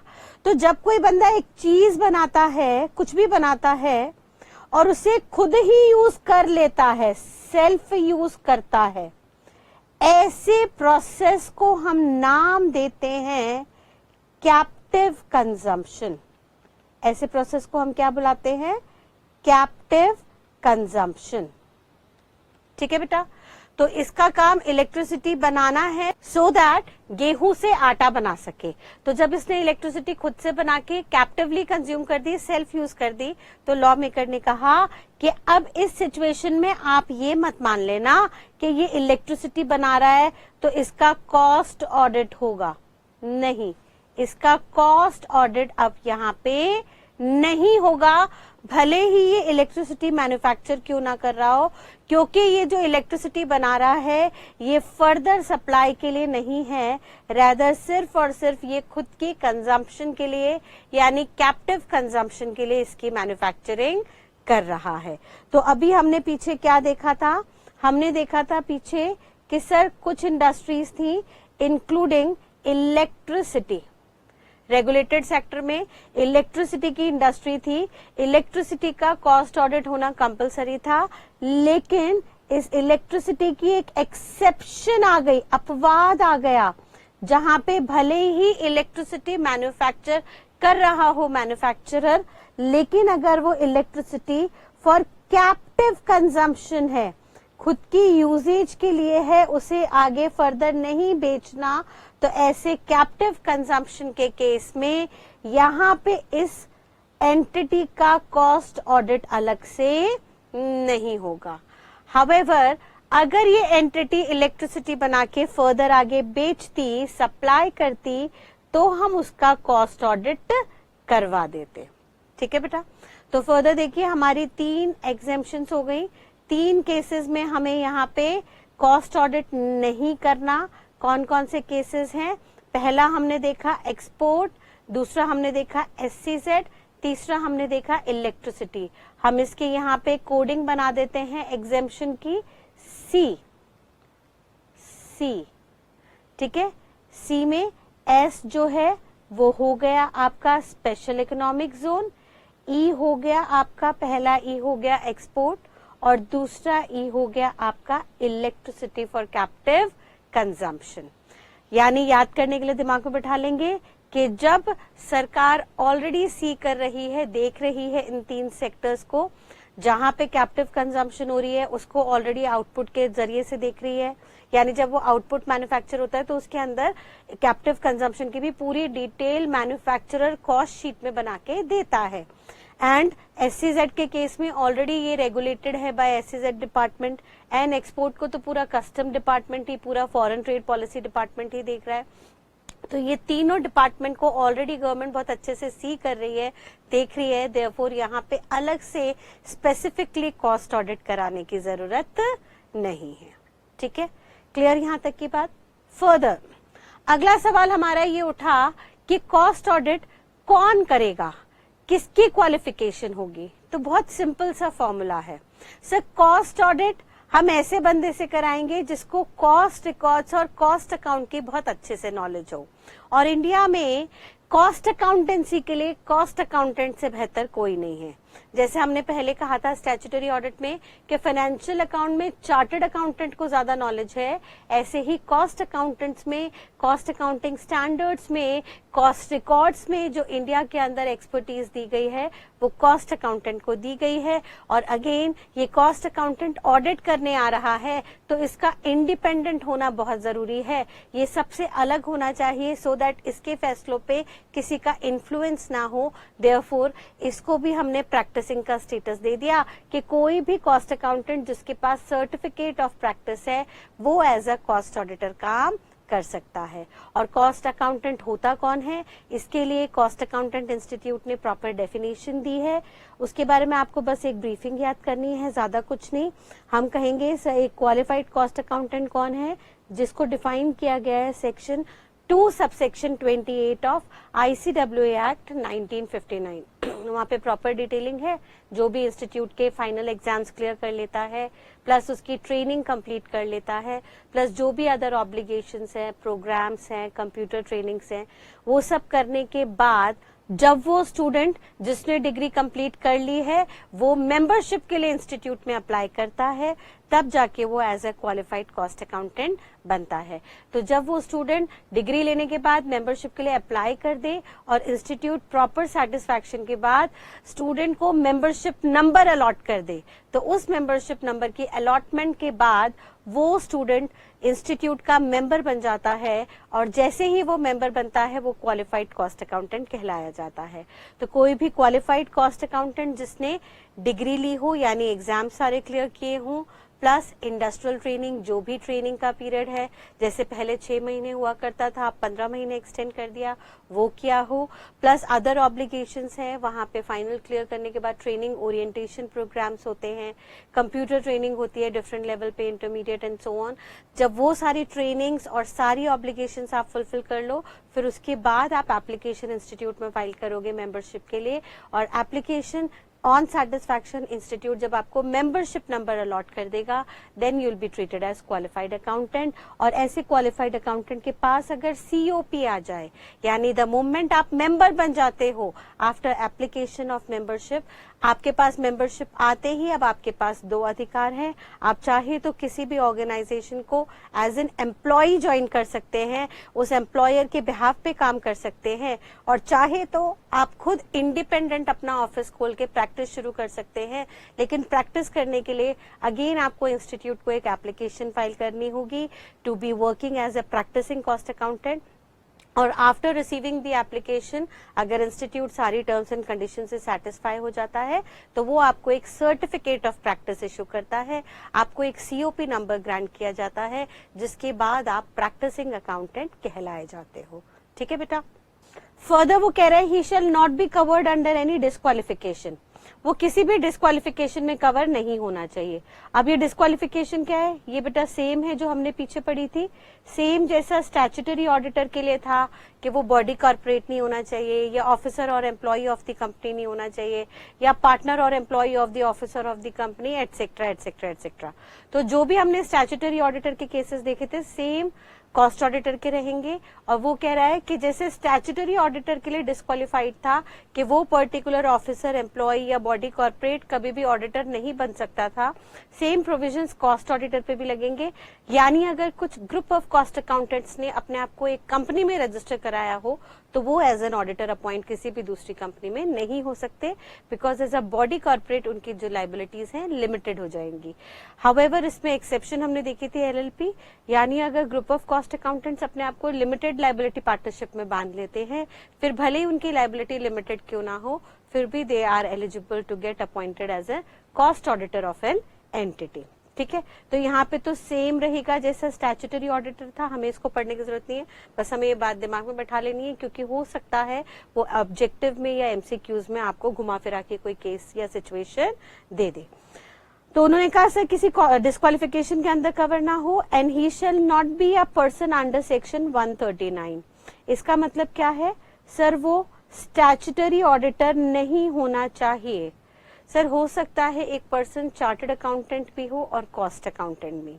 मान लीजिए मैं चार्टर्ड अकाउंटेंट भी हूँ और कॉस्ट अकाउंटेंट भी हूँ, और मैं एक कंपनी के अंदर being a chartered accountant as a statutory auditor का काम कर रही हूँ, और साथ साथ मेरे पास कॉस्ट अकाउंटेंट की भी डिग्री है। तो क्या मैं parallelly being a statutory auditor खुद कॉस्ट ऑडिटर भी अपॉइंट हो सकती हूँ उस एंटिटी में? यहाँ पे कंपनीज एक्ट ने क्लियरली कह दिया he shall not be a person under section 139। 139 statutory auditor की बात कर रहा है। वो कह रहा है अगर कोई स्टैट्यूटरी ऑडिटर है तो वो एज अ स्टैट्यूटरी ऑडिटर ही काम करेगा, वो सेम टाइम पे कोई दूसरा रोल प्ले नहीं कर सकता। एक ही बंदा सेम टाइम पे as a statutory auditor and cost auditor काम नहीं कर सकता, भले ही वो सेम टाइम पे CA as well as cost accountant क्यों ना हो।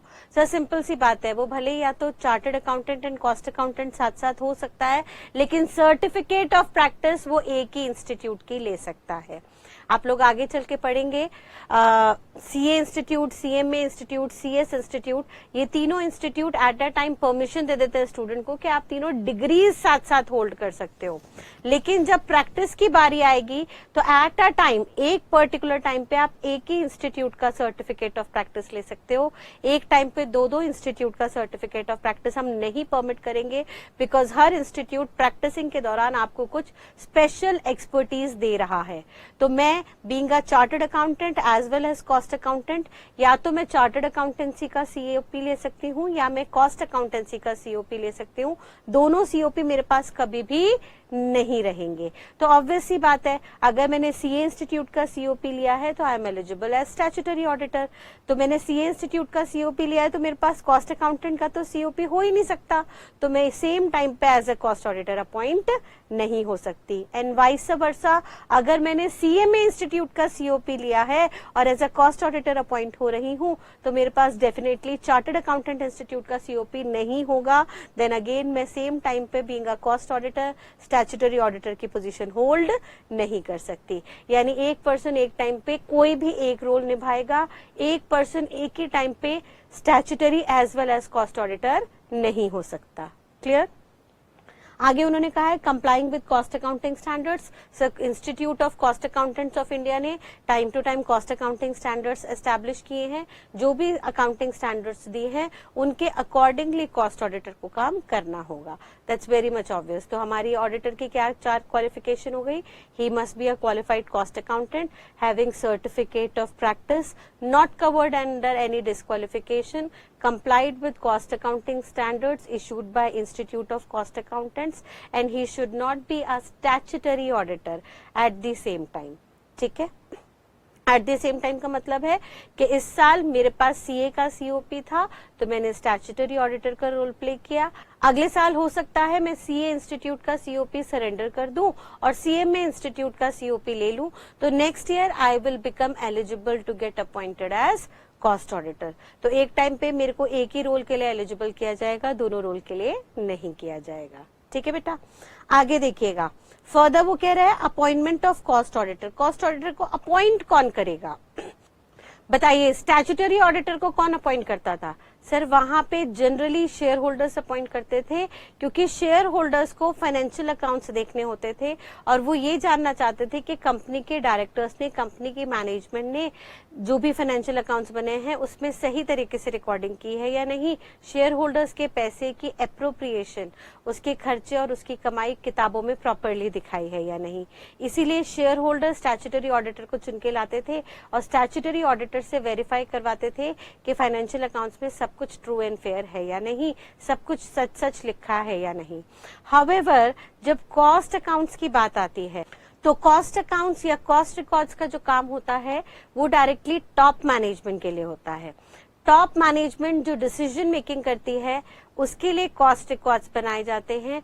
वो ये तय करते हैं कॉस्ट रिकॉर्ड्स के अंदर कि कोई भी प्रोडक्ट बना रहे हैं, अगर एक मैन्युफैक्चरर एक पेन बना रहा है तो वो मैनेजमेंट जानना चाहती है कि ये पेन हम मार्केट में कितने का बेचें सो दैट इस पेन पे हम कुछ कमा के ला सके। तो वो कॉस्ट अकाउंटेंट से इस पेन के लिए कॉस्ट शीट बनाते हैं। इस पेन को बनाने में जितने भी डायरेक्ट और इनडायरेक्ट खर्चे लगे, इंक्लूडिंग इनडायरेक्ट खर्चों को जैसे आपने कॉस्टिंग में ओवरहेड के नाम से पढ़ा होगा, वो सारे खर्चों को जोड़ के अपोर्शन करके उसके अंदर फिर प्रॉफिट मार्जिन जोड़ के फाइनली इन प्रोडक्ट का सेलिंग प्राइस तय किया जाता है। या कॉस्ट रिकॉर्ड्स में, कॉस्ट अकाउंट्स में आप इकोनॉमिक ऑर्डर क्वांटिटी निकालते हैं। मैनेजमेंट जानना चाहती है कि हम कितना स्टॉक, कितना इनपुट लेके आए सो दैट हमारा पैसा ब्लॉक ना हो। तो आप लोगों ने मटेरियल में पढ़ा होगा इकोनॉमिक ऑर्डर क्वांटिटी, हम इतना रॉ मटेरियल फैक्ट्री में भरे सो दैट हमारा पैसा भी ब्लॉक ना हो और हमारी मैन्युफैक्चरिंग जो है आउटपुट की स्मूथली चलती रहे। तो हमारा बिजनेस हैम्पर ना हो उसके लिए हम कितना खर्चा करें, कितना पैसा रोके, कितना एलोकेशन ऑफ ओवरहेड्स करें, ये सारी की सारी डिसीजन मेकिंग टॉप मैनेजमेंट की होती है, जिसको तय करना होता है कि कितना स्केल ऑफ प्रोडक्शन रहे, कितना इनपुट लेके आए, इनपुट से कितना आउटपुट बनाएं, कितने लेबर आवर्स लगाएं, डबल शिफ्ट पे काम करवाएं या सिंगल शिफ्ट में करवाएं, प्रोडक्ट का प्राइसिंग क्या तय किया जाए, प्रोडक्ट को कितनी क्वांटिटी में बना के बेचा जाए एंड सो ऑन। तो ये जो सारे डे टू डे अफेयर्स के डिसीजन मेकिंग के प्रोसीजर है वो टॉप मैनेजमेंट के हाथ में होते हैं। इसका शेयर होल्डर्स से जनरली कुछ लेना देना नहीं होता। शेयर होल्डर्स जनरली आम आदमी हैं जिसने कंपनी के अंदर कैपिटल कंट्रीब्यूट किया है एज शेयर कैपिटल। अब शेयर होल्डर कहता है भैया हमने तो कैपिटल कंट्रीब्यूट कर दिया, आप एक साल के एंड में हमें बताओ कि इस पैसे से आपने कितना प्रॉफिट जनरेट किया और उस प्रॉफिट का कितना % आप एज हमें डिविडेंड देने वाले हो, और जो भी खर्चा वर्चा करो वो हमें फाइनेंशियल रिकॉर्ड्स में लिख के दिखा देना। यानी शेयर होल्डर का day to day decision making में कोई इंटरेस्ट नहीं है। वो ये नहीं जानना चाहता कि आप कितने प्रोडक्ट्स बना रहे हो, वो ये नहीं जानना चाहता कि उस प्रोडक्ट के लिए आपको कितना रॉ मटेरियल लाना है, कितने इनडायरेक्ट खर्चे हो रहे हैं, प्रोडक्ट का प्राइस क्या हो रहा है। He is least bothered, he is not interested in all these decisions. Therefore cost records बनाने की जिम्मेदारी as well as cost records को ऑडिट करने की जिम्मेदारी मैनेजमेंट को ही हमने दे दी, यानी बोर्ड ऑफ डायरेक्टर्स को दे दी गई है। जिसकी वजह से कॉस्ट ऑडिटर को अपॉइंट कौन करेगा? सर कॉस्ट ऑडिटर को रेगुलरली अपॉइंट करेगा बोर्ड ऑफ डायरेक्टर्स। कौन कौन सी कंपनीज में, हमने ऊपर लिमिट ऑलरेडी देख ली। तो जो भी ऊपर स्पेसिफाइड कंपनीज हैं, रेगुलेटेड नॉन रेगुलेटेड सेक्टर की, या जहां पे टर्नओवर 35 करोड़ या उससे ज्यादा है, उन सारी कंडीशंस के अकॉर्डिंगली उन सब एंटिटीज में board of directors shall be liable to appoint a practicing cost accountant as the cost auditor within 180 days of the commencement of the financial year. Commencement का मतलब क्या होता है बेटा? Commencement का मतलब होता है साल का शुरू होना। फॉर एग्जाम्पल मान लीजिए 1 अप्रैल 2021 को फाइनेंशियल ईयर शुरू हो रहा है, तो 1 अप्रैल 2021 जहां से फाइनेंशियल ईयर की शुरुआत हुई इसके अगले 180 दिन के अंदर, सर ऑलमोस्ट वही है जो 6 महीने पीछे हमने देखा था। स्टैट्यूटरी ऑडिटर का भी एजीएम में अपॉइंटमेंट होता था और एजीएम के अंदर हमने देखा था एजीएम कब हो जाती थी, with in 6 months from the end of financial year. और 6 मंथ्स और 180 डेज ऑलमोस्ट एक ही बात है, 6 महीने की बात कर रहा है। यानी 30 सितंबर 2021 तक बोर्ड ऑफ डायरेक्टर्स को एक कॉस्ट ऑडिटर अपॉइंट करना होगा अगर उनके ऊपर ऑब्लिगेशन आ रही है under this section, under this act. ठीक है, BOD shall appoint cost auditor within 180 days of the commencement of the financial year। और अगर यहाँ पे कोई कैजुअल वैकेंसी आ गई, कैजुअल वैकेंसी क्या होती थी बताइए, हमने पीछे देखा था, हमने कहा कि टेन्योर ऑडिटर का फिक्स होता है अगले पीरियड तक, तो जो भी टेन्योर फिक्स किया गया है उस टेन्योर से पहले ही ऑडिटर की जगह खाली हो जाए, वो अपना ऑफिस वेकेट करके चला जाता है by resigning from his post, या ऑडिटर की डेथ हो गई, या ऑडिटर को निकाल दिया गया, ऑडिटर को निकाला कंपनी ने, दैट मीन्स रिमूवल, ऑडिटर खुद से छोड़ के गया यानी resign, due to natural cause death हो गई। तो सर इन तीनों कारण में से किसी भी कारण की वजह से अगर ऑडिटर की पोस्ट वेकेट हो जाती है बिफोर हिज टेन्योर, तो उसको हम कैजुअल वैकेंसी कहते हैं। और इस कैजुअल वैकेंसी को कौन भरेगा, लॉ मेकर कहता है, देखिए वो क्या कह रहा है, casual vacancy caused whether due to death, resignation और removal shall be filled up by board of directors.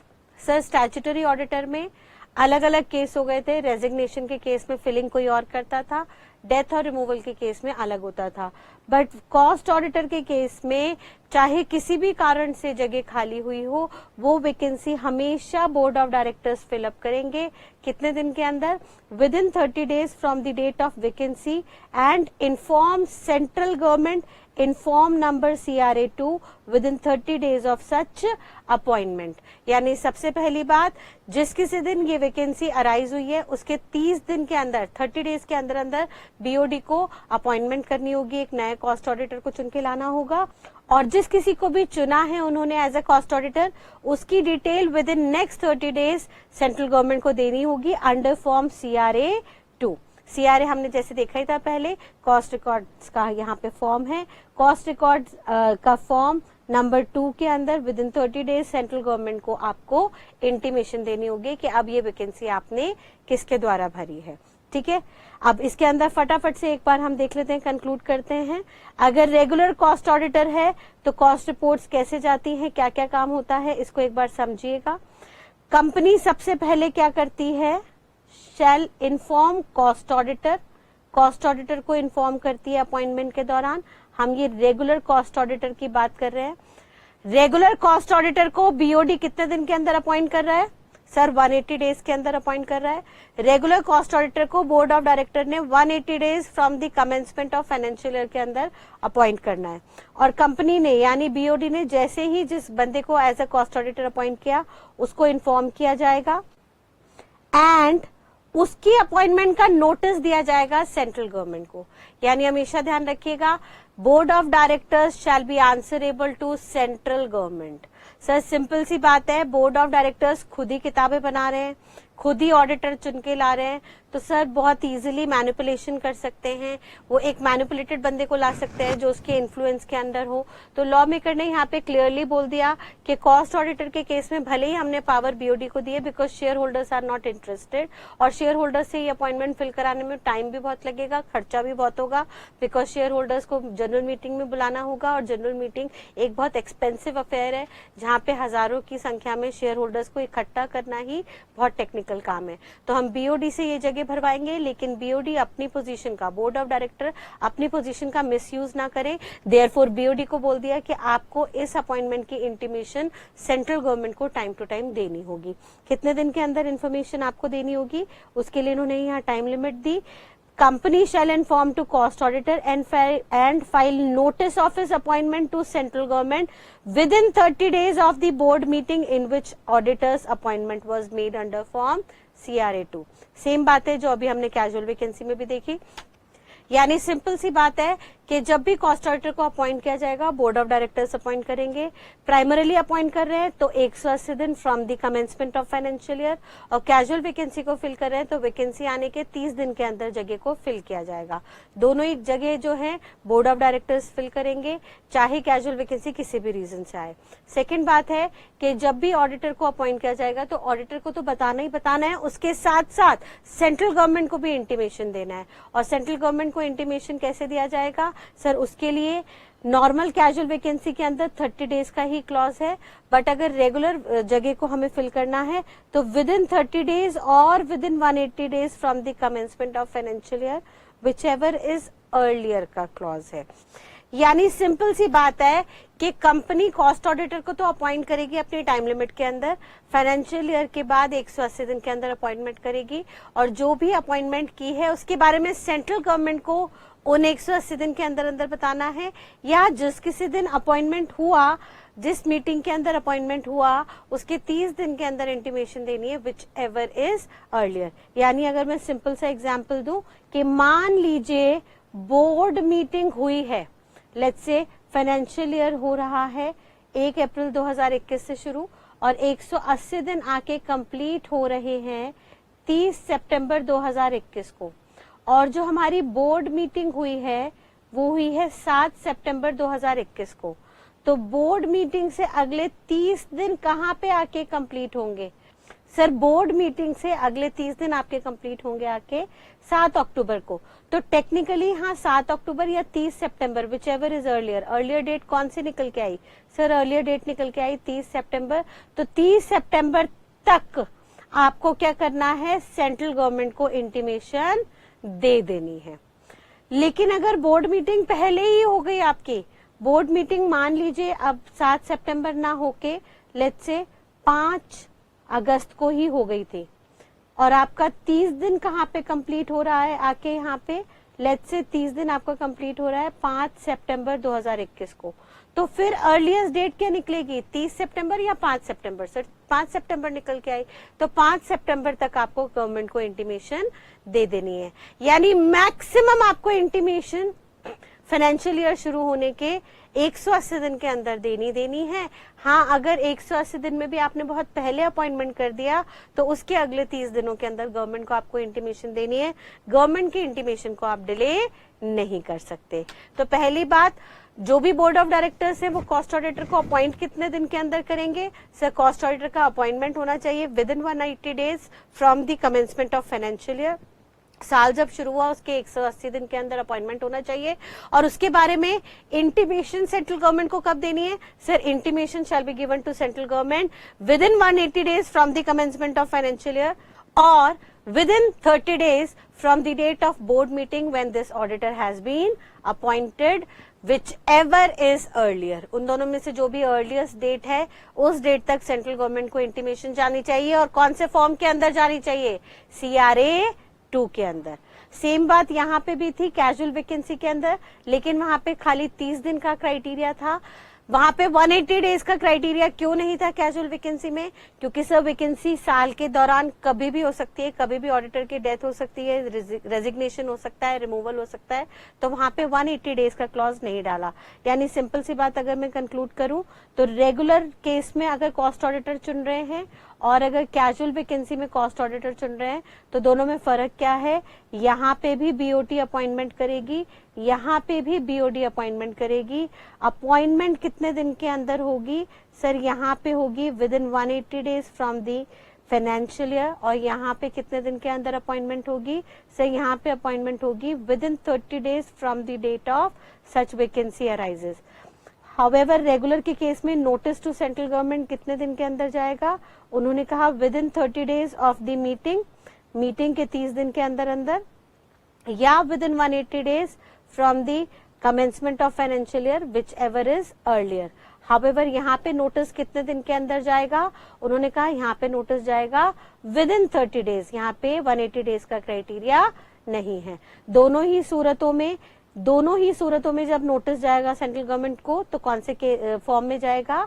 CRA 2 के अंदर। तो बस ध्यान रखेंगे कैजुअल वैकेंसी में दोनों डेट्स अपॉइंटमेंट की भी एंड इंटीमेशन की भी 30 डेज है।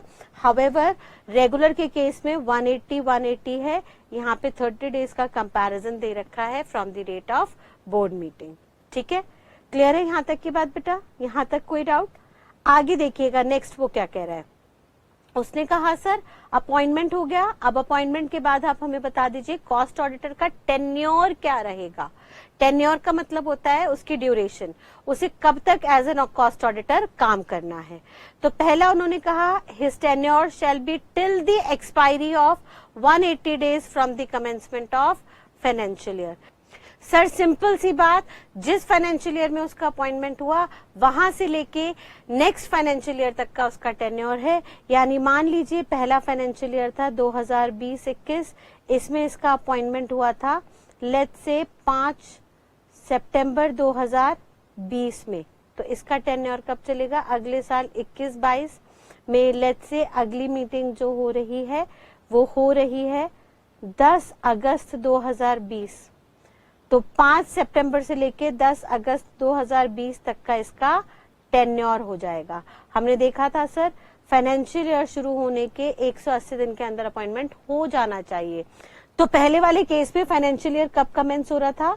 1 अप्रैल 2020 से हमारा फाइनेंशियल ईयर शुरू हो रहा था। उसके 180 दिन कहाँ हो रहे थे? 30 सितंबर 2020। तो इससे पहले अपॉइंटमेंट हो गया? यस, हाँ जी हो गया था, वैलिड था। अगला फाइनेंशियल ईयर कब से शुरू हो रहा था? सर अगला फाइनेंशियल ईयर शुरू हुआ 1 अप्रैल 2021 से। उसके अगले 180 दिन के अंदर यानी 30 सितंबर 2021 तक अपॉइंटमेंट हो जाना चाहिए था। अपॉइंटमेंट हो गया? यस हो गया। तो अगले साल कोई और आया, इस साल आप थे, तो अगले साल तक का आपका टेन्योर 5 सितंबर 20 से लेके 10 अगस्त 2021 तक रहा। यानी नेक्स्ट ईयर, ध्यान से समझिएगा, नेक्स्ट ईयर आपका अपॉइंटमेंट 30 सितंबर 2021 से पहले होना था किसी दूसरे ऑडिटर का।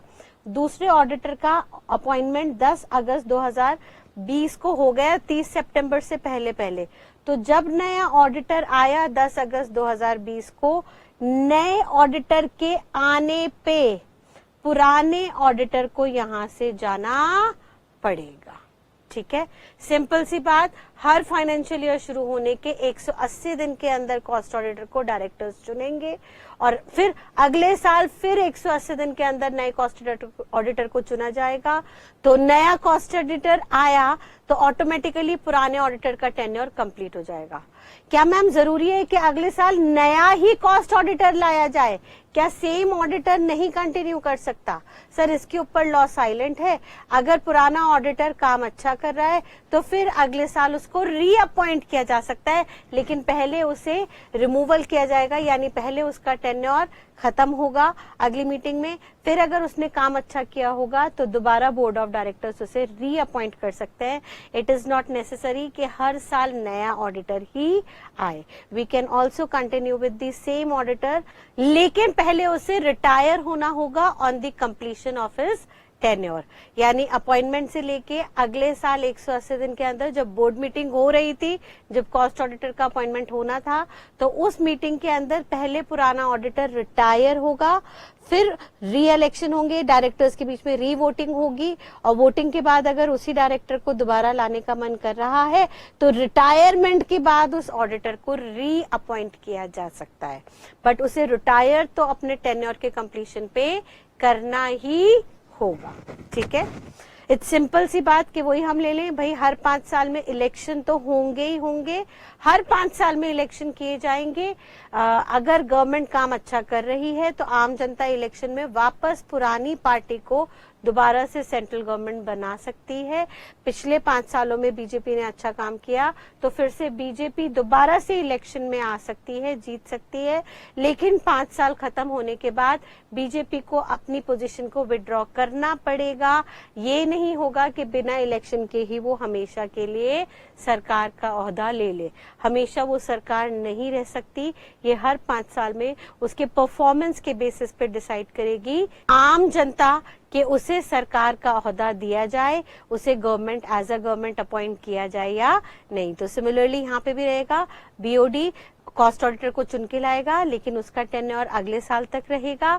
हाँ, उसने काम अच्छा किया तो आफ्टर रिटायरमेंट वो रीअपॉइंट हो सकता है, लेकिन उसे रिटायरमेंट जरूर देनी पड़ेगी। ठीक है। फर्दर वो कहता है, उसने और एक कंडीशन डाली। पहले तो उसने कहा till the expiry of 180 days from the commencement of financial year और till he submits the cost audit report for the financial year for which he has been appointed. उसको साल के एंड में, फाइनेंशियल ईयर खत्म होने के बाद board of directors को कॉस्ट ऑडिट रिपोर्ट भी देनी होती है, तो रिपोर्ट पहले दे दे या अगली मीटिंग आ जाए। इन दोनों में से जो भी घटना पहले घटेगी, विच एवर इज अर्लियर, वहां तक का टेन्योर कॉस्ट ऑडिटर का रहेगा। अब देखिए बेटा, यहाँ पे कंपनीज एक्ट के अंदर अर्लियर वर्ड नहीं लिखा है, there is nothing mentioned in the act. Act में सिर्फ और सिर्फ उन्होंने बोला है till the expiry of 180 days from the commencement of financial year और till the submission of cost audit report, वहां पे ये दोनों लिखा है। बट अकॉर्डिंग टू मी, मैं ये कहूंगी इन दोनों में से अर्लीस्ट मूवमेंट होनी चाहिए, बिकॉज जब एक previous auditor cost audit report देगा तो उसके बाद नए ऑडिटर को लाया जाएगा, और नए ऑडिटर की अपॉइंटमेंट की टाइम लिमिट ऊपर हमने सेक्शन 148 पे कितनी देखी थी, उन्होंने सिंपली यहाँ पे बोला था the cost auditor shall be appointed by board of directors with in 180 days from the commencement of financial year. हमने यहाँ पे साफ साफ देखा था कि उसको कब तक अपॉइंटमेंट कर देना चाहिए था भाई, उन्होंने कहा था BOD shall appoint cost auditor within 180 days of the commencement of financial year. तो हर साल का कॉस्ट ऑडिटर फाइनेंशियल ईयर शुरू होने के 180 दिन के अंदर अपॉइंट होना चाहिए, और जब एक नया कॉस्ट ऑडिटर अपॉइंट हो जाएगा तो ऑब्वियस सी बात है, प्रीवियस ऑडिटर का रिटायरमेंट आ गया तभी तो नया कॉस्ट ऑडिटर होगा। यानी at a time we can not have two auditors at the same position, we cannot have two auditors at same position. That means once previous auditor retires, then a new auditor can enters into it. Or when does previous auditor retire? When he submits his cost audit report. So if previous cost auditor submit his cost audit report within 100 days of commencement of financial year, then after submission of that cost report, new auditor will appoint or the previous auditor shall get reappoint after his retirement. तो भाई या तो previous auditor retire होके reappoint हुआ, retirement कब हुई previous auditor की, जब प्रीवियस ऑडिटर ने कॉस्ट ऑडिट रिपोर्ट दे दी। तो प्रीवियस ईयर ने कॉस्ट ऑडिट रिपोर्ट जमा कराई, उसका रिटायरमेंट हो गया, उसका टेन्योर कंप्लीट हो गया, उसके बाद नया कॉस्ट ऑडिटर आया, नया कॉस्ट ऑडिटर आया या प्रीवियस ऑडिटर को रीअपॉइंट कर दिया, वहां से उसका नया टेन्योर शुरू हो गया। तो टेक्निकली स्पीकिंग उसका टेन्योर कब खत्म हुआ, या तो रिपोर्ट सबमिट कर दी, कॉस्ट ऑडिट रिपोर्ट सबमिट कर दी, या 180 दिन खत्म हुए उससे पहले पहले। अगर उसने किसी कॉस्ट ऑडिटर ने कॉस्ट ऑडिट रिपोर्ट 180 दिन के बाद जमा कराई तो उसका टेन्योर वहां तक भी कंप्लीट होना चाहिए था। बट इससे पहले नए ऑडिटर की ऑब्लिगेशन क्या है, that within 180 days this position needs to be fulfilled. तो यहाँ पे जो हमारा मैक्सिमम क्राइटेरिया है वो 180 डेज का रहेगा, यानी ऑडिट रिपोर्ट जमा करा दे 180 दिन से पहले पहले तो उसका टेन्योर वहीं पे कंप्लीट हो जाएगा। और अगर कॉस्ट ऑडिट रिपोर्ट उसने 180 दिन के अंदर सबमिट नहीं कराई तो till the expiry of 180 days उसका टेन्योर ऑटोमेटिकली एक्सपायर हो जाएगा, खत्म हो जाएगा। ऑल्दो डिफरेंट ऑथर्स में इंटरप्रेट अकॉर्डिंगली। हाँ, आपको भी ये बात यहाँ पे क्लियरली नहीं मेंशन करनी विच एवर इज अर्लियर की, आपको एग्जामिनेशन के अंदर एक्ट के अकॉर्डिंगली ही चलना है। तो whichever is earlier specifically लिख के नहीं आना, you need not to mention whichever is earlier specifically, आपको ये लिखने की जरूरत नहीं है। आप बस ये लिख के आएंगे his tenure shell gate completed till the expiry of 180 days from the commencement of financial year or till he submits the cost audit report. Clear है बेटा? आगे नेक्स्ट सवाल उठता है, उसको कॉस्ट ऑडिट रिपोर्ट किसको देनी है, कैसे देनी है। तो इसके लिए उन्होंने फर्दर बोला cost auditor shall submit the cost audit report. Shall का मतलब अगेन क्या हो जाता है, compulsion, it is an obligation. Cost auditor आया है ऑडिट करने तो रिपोर्ट तो उसे देनी ही देनी होगी। कब तक देनी है, cost auditor shall submit his cost audit report, 2 लोगों को देनी है। सर ऑब्वियस ही बात है, share holders are least bothered about cost records, therefore share holders को कोई रिपोर्ट नहीं जाएगी। हाँ, उन्हें अपॉइंट किसने किया था, बोर्ड ऑफ डायरेक्टर्स ने, तो एक रिपोर्ट जाएगी बोर्ड ऑफ डायरेक्टर्स के पास। और बोर्ड ऑफ डायरेक्टर्स भी मैनिपुलेशन कर सकते हैं बिकॉज कॉस्ट रिकॉर्ड्स उन्होंने ही बनाए हैं, देयरफॉर उनकी जवाबदेही किसको दी गई, सेंट्रल गवर्नमेंट को। बोर्ड ऑफ डायरेक्टर्स कल को कंट्रोल में रह के काम करें, मैनिपुलेशन ना करें, देयरफॉर कॉस्ट ऑडिट के काम के लिए उनको बोर्ड ऑफ डायरेक्टर्स को टाइमली इन्फॉर्म करना होगा, इंटीमेट करना होगा। As well as cost auditor को भी बोला कि भैया रिपोर्ट सही हो या गलत हो, पॉजिटिव हो या नेगेटिव हो, आपको बोर्ड ऑफ डायरेक्टर्स को तो रिपोर्ट देनी होगी, साथ साथ सेंट्रल गवर्नमेंट को भी रिपोर्ट देनी होगी। ये दोनों रिपोर्ट जाएंगी, प्लस में फॉर्मूला है, it means these reports shall be submitted to both of the party, not either of them. It shall be submitted to both of the party. कितने दिन के अंदर रिपोर्ट देनी होगी, दोनों को देनी होगी, डायरेक्टर्स को भी और सेंट्रल गवर्नमेंट को भी। इसके लिए उन्होंने क्या प्रोविजन बोला, बोर्ड ऑफ डायरेक्टर्स को देनी होगी within 180 days from the closure of the financial year. यानी ऑटोमेटिकली देखिए whichever is earlier का concept is valid because it says that cost auditor shall submit his cost audit report within 180 days from the closure of the financial year to which it relates। इसका मतलब क्या है, simple सी बात, भाई साहब financial year 2020-21 के cost records को ऑडिट करना था, जो भी यहाँ पे ट्रांजैक्शंस को ऑडिट किया उसकी रिपोर्ट कब तक देनी है, जिस फाइनेंशियल ईयर में वो खत्म हुआ, यानी 31 मार्च 2021 को फाइनेंशियल ईयर एंड हुआ, उसके बाद विद इन 180 डेज के अंदर अंदर रिपोर्ट सबमिट हो जानी चाहिए। तो यानी 1 अप्रैल 2020 से 31 मार्च 21 तक की ऑडिट रिपोर्ट बाय 30 सितंबर 2021 तक सबमिट हो जानी चाहिए, और इसी के पीरियड में उसकी एक्सपायरी भी हो जाएगी। तो यानी 180 डेज की एक्सपायरी हो, या कॉस्ट ऑडिट रिपोर्ट, अगर ऑडिट रिपोर्ट दे दी 20 अगस्त 2021 को, तो सर फिर टेन्योर भी कब कंप्लीट हो जाएगा, 20 अगस्त 2021। ऑडिट रिपोर्ट देते ही ऑडिटर का काम complete. Once auditor issues his audit report, submit to the authority, then his task has been completed. तो टेक्निकली वहीं तक इसका टेन्योर माना जाएगा, नॉट बियॉन्ड दैट। फर्दर कौन से डॉक्यूमेंट के अंदर जाएगा, दिस इज CRA 3, ठीक है।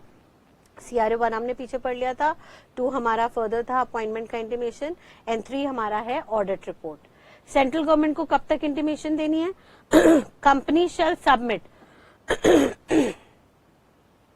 अब उन्होंने कहा कंपनी को सबमिट करना होगा, यानी फिर से दिमाग में बैठाइएगा, बोर्ड ऑफ डायरेक्टर्स को कॉस्ट ऑडिटर रिपोर्ट देगा, और फिर बोर्ड ऑफ डायरेक्टर्स को सेंट्रल गवर्नमेंट को रिपोर्ट आगे फॉरवर्ड करनी है, यानी कॉस्ट ऑडिटर डायरेक्टली रिपोर्ट नहीं देगा, ठीक है। सेम पहले ऐसे ही था, board of directors cost auditor को चुनते थे तो उसकी इंटीमेशन सेंट्रल गवर्नमेंट को देनी होती थी। सिमिलरली कॉस्ट ऑडिटर जब बोर्ड ऑफ डायरेक्टर्स को रिपोर्ट देगा तो उसकी रिपोर्ट की कॉपी सेंट्रल गवर्नमेंट को जानी जरूरी है, ठीक है। सेंट्रल गवर्नमेंट को कंपनी सबमिट कराएगी with in 30 days from the receipt of the report. जिस दिन कंपनी के हाथ में रिपोर्ट आई उसके 30 डेज के अंदर अंदर कंपनी को सेंट्रल गवर्नमेंट को रिपोर्ट देनी होगी, along with full information and explanation on every reservation in form number CRA 4। Reservation का मतलब क्या होता है, कोई भी डाउट्स है तो अगर कोई भी रिपोर्ट के अंदर डाउट्स आए, कोई नेगेटिव पॉइंट्स आए, कोई भी इश्यू आया जिसपे सवाल उठ सकता है, उसकी proper explanation, proper information board of directors को जवाब के साथ सेंट्रल गवर्नमेंट को सबमिट करानी होगी। यानी कॉस्ट ऑडिटर ने अगर कोई नेगेटिव रिपोर्ट दी तो बोर्ड ऑफ डायरेक्टर्स को उस नेगेटिव ओपिनियन के साथ साथ रीजनिंग देनी होगी सेंट्रल गवर्नमेंट को कि रिपोर्ट में ऐसा नेगेटिव ओपिनियन फॉर्म क्यों हुआ। प्लस सेंट्रल गवर्नमेंट में कॉल में क्यों बोला है, यहाँ पे कंपल्शन नहीं है, इट्स ऑप्शनल। अगर सेंट्रल गवर्नमेंट को रिपोर्ट और उसकी रीजनिंग से सेटिस्फैक्शन हो जाती है, अगर सेंट्रल गवर्नमेंट को लगता है रिपोर्ट क्लियर है, साफ है, या रिपोर्ट में कुछ नेगेटिविटी थी बट उसकी बोर्ड ऑफ डायरेक्टर्स ने क्लियर एक्सप्लेनेशन दे दी है, तो काम खत्म। लेकिन अगर सेंट्रल गवर्नमेंट को लगता है नहीं भैया ये रिपोर्ट में गड़बड़ी है, इसकी एक्सप्लेनेशन सेटिस्फैक्टरी नहीं है, देन सेंट्रल गवर्नमेंट में call such other information as may be required. फिर सेंट्रल गवर्नमेंट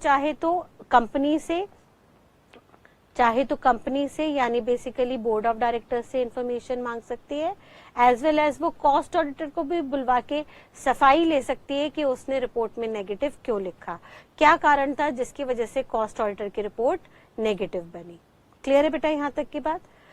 चलिए अब देखते हैं फटाफट से मिसलेनियस प्रोविजंस, और यहाँ पे आके हमारा कॉस्ट ऑडिट कंप्लीट होता है। मिसलेनियस प्रोविजंस छोटी छोटी बातें हैं कॉस्ट ऑडिट से रिलेटेड, क्विकली देखते हैं क्या कहना चाह रहा है। सबसे पहले तो वो पूछता है आपसे क्या कॉस्ट ऑडिटर के केस में भी रोटेशन ऑफ डायरेक्टर होगी। रोटेशन बेसिकली हमने स्टैट्यूटरी ऑडिटर के केस में देखी। रोटेशन का टेक्निकल मीनिंग क्या था कि सर एक ऑडिटर अगले साल फिर से एज ए स्टैट्यूटरी ऑडिटर काम कर सकता है, तो क्या कॉस्ट ऑडिटर भी सेम कॉस्ट ऑडिटर कंटिन्यू हो सकता है? लॉ मेकर ने कहा नॉट एप्लीकेबल।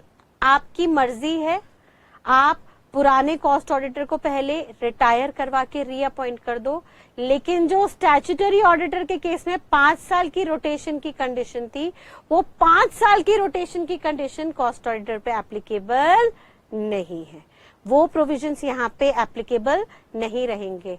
स्टैट्यूटरी ऑडिटर की सिर्फ और सिर्फ डिस्क्वालिफिकेशन कॉस्ट ऑडिटर के लिए है कंटिन्यूएशन में, बाकी स्टैट्यूटरी ऑडिटर का कोई प्रोविजन कॉस्ट ऑडिटर के लिए एप्लीकेबल नहीं होगा, including rotation of auditor.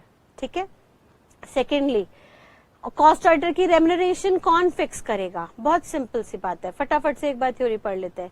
If a company is required to constitute an audit committee, अगर कंपनी में ऑडिट कमेटी है, हम अभी देखेंगे ऑडिट कमेटी कहाँ कहाँ फॉर्म होती है। अगर कोई बड़ी कंपनी है जिसका टर्नओवर एक लिमिट के बियॉन्ड है, तो उस कंपनी के डायरेक्टर्स को बोला जाता है कि अपने ही डायरेक्टर्स के बीच में कुछ लोगों को एज अ कमेटी अलग से अपॉइंट कर दो, जिनका काम ही होगा खाली अकाउंट्स और ऑडिट को देखना। तो अगर किसी ऐसी बड़ी कंपनी में डायरेक्टर्स के बीच में से एक अलग से ऑडिट कमेटी बनाई हुई है, तो audit committee appoints cost auditor, फिर बोर्ड ऑफ डायरेक्टर्स की जगह उस कॉस्ट ऑडिटर को अपॉइंट भी ऑडिट कमेटी करेगी। भाई ऑडिट कमेटी में मेंबर्स कौन है? बोर्ड ऑफ डायरेक्टर्स ही तो हैं। तो भाई सिंपल सी बात, जैसे मैंने पहले भी आपको बताया था कि ये बोर्ड ऑफ डायरेक्टर्स हैं जिसमें 12 लोग हैं, 12 में से 4 लोगों को ऑडिट कमेटी का दर्जा दे दिया गया। अब ये डायरेक्टर ही तो हैं, लेकिन इनको काम स्पेसिफिकली अकाउंट्स और ऑडिट से रिलेटेड दिया है, तो ऑडिट का सारा काम, ऑडिटर का सारा काम यही लोग करेंगे। यानी अगर ऑडिट कमेटी है कंपनी के अंदर, तो कॉस्ट ऑडिटर को भी ऑडिट कमेटी ही अपॉइंट करेगी, plus recommends remuneration to the same. उसको कितनी सैलरी दी जाए, कितना रेम्युनरेशन होगा, ये भी ऑडिट कमेटी ही तय करेगी। हाँ, ऑल्दो जो भी इन 4 लोगों ने ऑडिट कमेटी ने तय किया है, उसका अप्रूवल बाकी डायरेक्टर से भी लेना होगा। तो approved by board of directors plus ratified by share holders. Ratified का मतलब होता है कंफर्म करना, टू कंफर्म। तो भाई हमें क्या करना है, जो भी ऑडिट कमेटी ने डायरेक्टर से अप्रूवल लेके कॉस्ट ऑडिटर की रेम्युनरेशन फिक्स करवाई है, उस रेम्युनरेशन को हम सब्सिक्वेंटली आगे चल के जब भी शेयर होल्डर्स की जनरल मीटिंग होगी, वहां पे शेयर होल्डर्स से कंफर्म करवा लेंगे कि सर हम ऑडिटर को इतनी फीस दे रहे हैं, क्या आप इसके लिए सहमत हैं? लेकिन ध्यान रखिएगा, हम एक बड़ा ऑडिटर लेके आ रहे हैं, वो ऑडिटर हमारे पूरे खर्चों के ऊपर नियंत्रण रखेगा, जिससे हमारा प्रॉफिट मार्जिन बढ़ेगा। देयरफॉर इस खर्चे को आप बताइए वैलिड है या नहीं। अगर शेयर होल्डर्स को लगेगा कि खर्चा एक लिमिट के अंदर है और शेयर होल्डर्स उसको कंफर्म कर देंगे जनरल मीटिंग में, तो ही वो रेम्युनरेशन फाइनल मानी जाएगी। हाउएवर, अगर शेयर होल्डर्स उस रेम्युनरेशन को ऑब्जेक्ट करते हैं, तो ऑडिट कमेटी को with the approval of board of directors उस रेम्युनरेशन को चेंज करना पड़ेगा, मॉडिफाई करना पड़ेगा। ठीक है। एंड लास्टली, अगर ऑडिट कमेटी नहीं है किसी कंपनी में, तो फिर ऑब्वियस सी बात है, छोटी कंपनी है, वहां पे अलग से कोई कमेटी नहीं बैठाई है, तो ये सारा काम करने की जिम्मेदारी बोर्ड ऑफ डायरेक्टर्स की है। Then board of directors shall appoint cost auditor plus recommend remuneration to the same. हाँ, अब यहाँ पे बोर्ड ऑफ डायरेक्टर्स ही रेम्यूनरेशन तय कर रहे हैं, तो उन्हें कोई कमेटी का रोल है नहीं, वो डायरेक्टली जाके शेयर होल्डर्स से सब्सिक्वेंट जनरल मीटिंग के अंदर इस रेम्यूनरेशन को रेटिफाई करा लेंगे, कंफर्म करवा लेंगे, ठीक है। एंड देन लास्ट पॉइंट यहाँ पे फ्रॉड का आया, obligation to report offence of fraud. क्या ऑडिटर की जिम्मेदारी है कोई भी फ्रॉड को या कोई भी गुनाह को उसको एक्सपोज करे?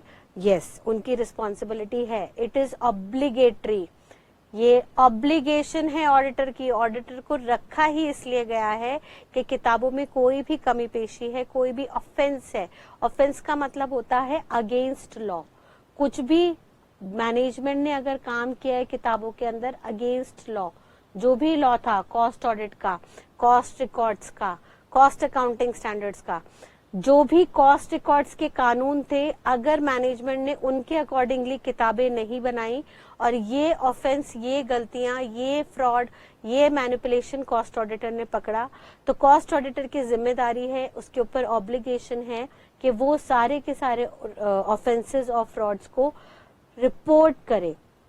कैसे रिपोर्ट करेगी? अगर वो छोटा मोटा अमाउंट है, छोटा मोटा का मतलब क्या होता है, वो बेसिकली बोल रहा है इममटीरियल, हम ये वर्ड बहुत आगे चल के देखेंगे। इममटीरियल मतलब होता है नॉट सो इम्पोर्टेंट, कोई बहुत बड़ी गलती नहीं है, 100, 200, 1000 रुपए तक की गलती है। सर यहाँ पे अलग अलग लिमिट्स हैं जिनको हम आगे चल के देखेंगे, अभी के लिए बस इतना ध्यान रखिएगा, छोटी मोटी गलतियां हैं जो बहुत ज्यादा किताबों में इम्पैक्ट नहीं कर रही, तो वो गलतियां आप सिर्फ ऑडिट कमेटी को या बोर्ड ऑफ डायरेक्टर्स को बता दीजिए अगर ऑडिट कमेटी नहीं है, सो दैट वो मैनेजमेंट उन गलतियों को सही कर सके। लेकिन अगर वो कोई बड़ी गलतियां हैं, वो बहुत बड़ी गलतियां हैं जो छुपाने वाली नहीं है, और तो और वहां पर हमें साफ साफ दिख रहा है कि ये जो फ्रॉड है किसने कमिट किया है, कंपनी ने किया है, उसके ऑफिसर्स ने किया है, एम्प्लॉयज ने किया है, और एम्प्लॉय और ऑफिसर्स या तो डायरेक्टली घपले कर रहे हैं या डायरेक्टर्स के कहने पे मैनिपुलेशंस चल रही हैं। इस मैनिपुलेशन में मैनेजमेंट भी इन्वॉल्व है, तो सर फिर मैनेजमेंट को बताने का कोई फायदा नहीं है। जो गलतियां कर रहा है अगर हम उन्हीं को कहें कि भैया आप गलती कर रहे हो, और वो सुनने के बाद भी उन गलतियों को सही ना करे, तो फिर उनको ये गलती बताने का कोई फायदा नहीं। फिर ऐसे फ्रॉड्स, ऐसे ऑफेंस डायरेक्टली रिपोर्ट किए जाएंगे टू दी सेंट्रल गवर्नमेंट। यानी बेसिकली तो रिपोर्ट कौन देगा? बेसिकली तो जो ऑडिट रिपोर्ट है वो cost auditor board of directors को देगा और board of directors central government को देंगे। लेकिन अगर डायरेक्टर्स ही मैनिपुलेशन में इन्वॉल्व पाए गए, कॉस्ट ऑडिटर को लगता है मैनेजमेंट ही गड़बड़ कर रही है, तो उस केस में कॉस्ट ऑडिटर की जिम्मेदारी है कि वो डायरेक्टली सेंट्रल गवर्नमेंट को आके रिपोर्ट करे। ऑल्दो ये बातें हम आगे चल के स्टैंडर्ड्स ऑफ ऑडिटिंग में भी बहुत डिटेल में पढ़ेंगे, जहां पे हमें बताया जाएगा कि ऑडिटर को रिपोर्ट किस किस स्टेज में कैसे कैसे करनी है। तो स्टैंडर्ड्स ऑफ ऑडिटिंग में हम इसको डिटेल में पढ़ेंगे। अभी के लिए बस इतना ध्यान रखिएगा, छोटी मोटी गलतियां हैं, छोटे मोटे ऑफेंसेस हैं, तो डायरेक्टली डायरेक्टर्स को या ऑडिट कमेटी को बताओ, और अगर बड़ी गलतियां हैं जहां पे खुद मैनेजमेंट इन्वॉल्व पाई जा रही है, तो उस केस में सेंट्रल गवर्नमेंट को आप रिपोर्ट करेंगे। ठीक है, चलिए यहाँ पे आके एक हम कंक्लूजन देते हैं, statutory auditor versus cost audit. Statutory auditor किस किस को कराना था सर? ये किसके ऊपर ऑब्लिगेटरी था सर? सब कंपनीज को कराना था। हाउएवर कॉस्ट ऑडिट सब पे कंपलसरी नहीं है, सिर्फ उन क्लासेस पे कंपलसरी है जो सेक्शन 148 के अंदर मेंशन की गई। स्टैट्यूटरी ऑडिटर कौन कर रहा था? Chartered accountant having certificate of practice. Where cost audit कौन करेगा? Cost accountant having certificate of practice. Statutory auditor को कौन अपॉइंट कर रहा था? मेंबर शेयर होल्डर जिनका पैसा लगा है। लेकिन कॉस्ट ऑडिटर को कौन चुन रहा है? कौन अपॉइंट कर रहा है कॉस्ट ऑडिटर को? कौन चुन रहा है? Board of directors. हमेशा कॉस्ट ऑडिटर को कौन अपॉइंट करेगा? Board of directors. ऑल्दो उनको इंटीमेशन देना पड़ेगा, उनको इंटीमेशन देना पड़ेगा किसको? टू दी, सर इंटीमेशन जरूरी है, कहीं ये अपनी पोजीशन का नाजायज फायदा ना उठाए, तो सेंट्रल गवर्नमेंट को इंटीमेशन देना जरूरी है। फर्दर स्टैट्यूटरी ऑडिटर किसका ऑडिट करता है? फाइनेंशियल बुक्स का, whereas cost auditor cost records का करता है। स्टैट्यूटरी ऑडिटर किसको रिपोर्ट करता है? शेयर होल्डर्स को करता है जनरल मीटिंग में। वेयर एज कॉस्ट ऑडिटर किसको रिपोर्ट करता है? डायरेक्टर्स को अलोंग विद सेंट्रल गवर्नमेंट। ठीक है बेटा, तो यहाँ पे आके कॉस्ट ऑडिट के प्रोविजंस हमारे कंप्लीट होते हैं। एक बार क्विकली रिकैप देख लीजिएगा और फिर उसके बाद हम बुक से कंक्लूड करते हैं। सेक्शन 148 बात कर रहा था कॉस्ट ऑडिट की, जो इन एडिशन टू सेक्शन 143 होता है। सेक्शन 143 का मतलब था यहाँ पे स्टैट्यूटरी ऑडिटर की बात कर रहे हैं, तो स्टैट्यूटरी ऑडिटर तो हर कंपनी का होगा ही होगा। उसके अलावा in addition to statutory audit हम कॉस्ट ऑडिट भी कुछ कंपनीज में करवाएंगे। कौन सी कंपनीज पे होगा? जहाँ पे कॉस्ट रिकॉर्ड्स मेंटेन होते हैं। कॉस्ट रिकॉर्ड्स कहाँ पे एप्लीकेबल होते हैं? चाहे कोई ऑर्गेनाइजेशन प्रोडक्शन में इन्वॉल्व हो या सर्विसेज में, वहां पे कॉस्ट रिकॉर्ड्स बनते हैं। ट्रेडिंग सेक्टर के अंदर ये रिकॉर्ड्स नहीं बनाए जाते। कौन कौन सी कंपनी में कॉस्ट रिकॉर्ड्स नहीं बनते? सर माइक्रो, स्मॉल और मीडियम हमने देखा था। माइक्रो 25 लाख तक का investment in plant machinery, small जो था 5 करोड़ तक का, और मीडियम में 10 करोड़ तक का, यानी मैक्सिमम हमने लिमिट बनाई थी। अगर कोई भी कंपनी प्लांट एंड मशीनरी में मैक्सिमम इन्वेस्टमेंट 10 करोड़ तक रखती है तो उनके ऊपर कॉस्ट रिकॉर्ड्स बनाने की कोई ऑब्लिगेशन नहीं है।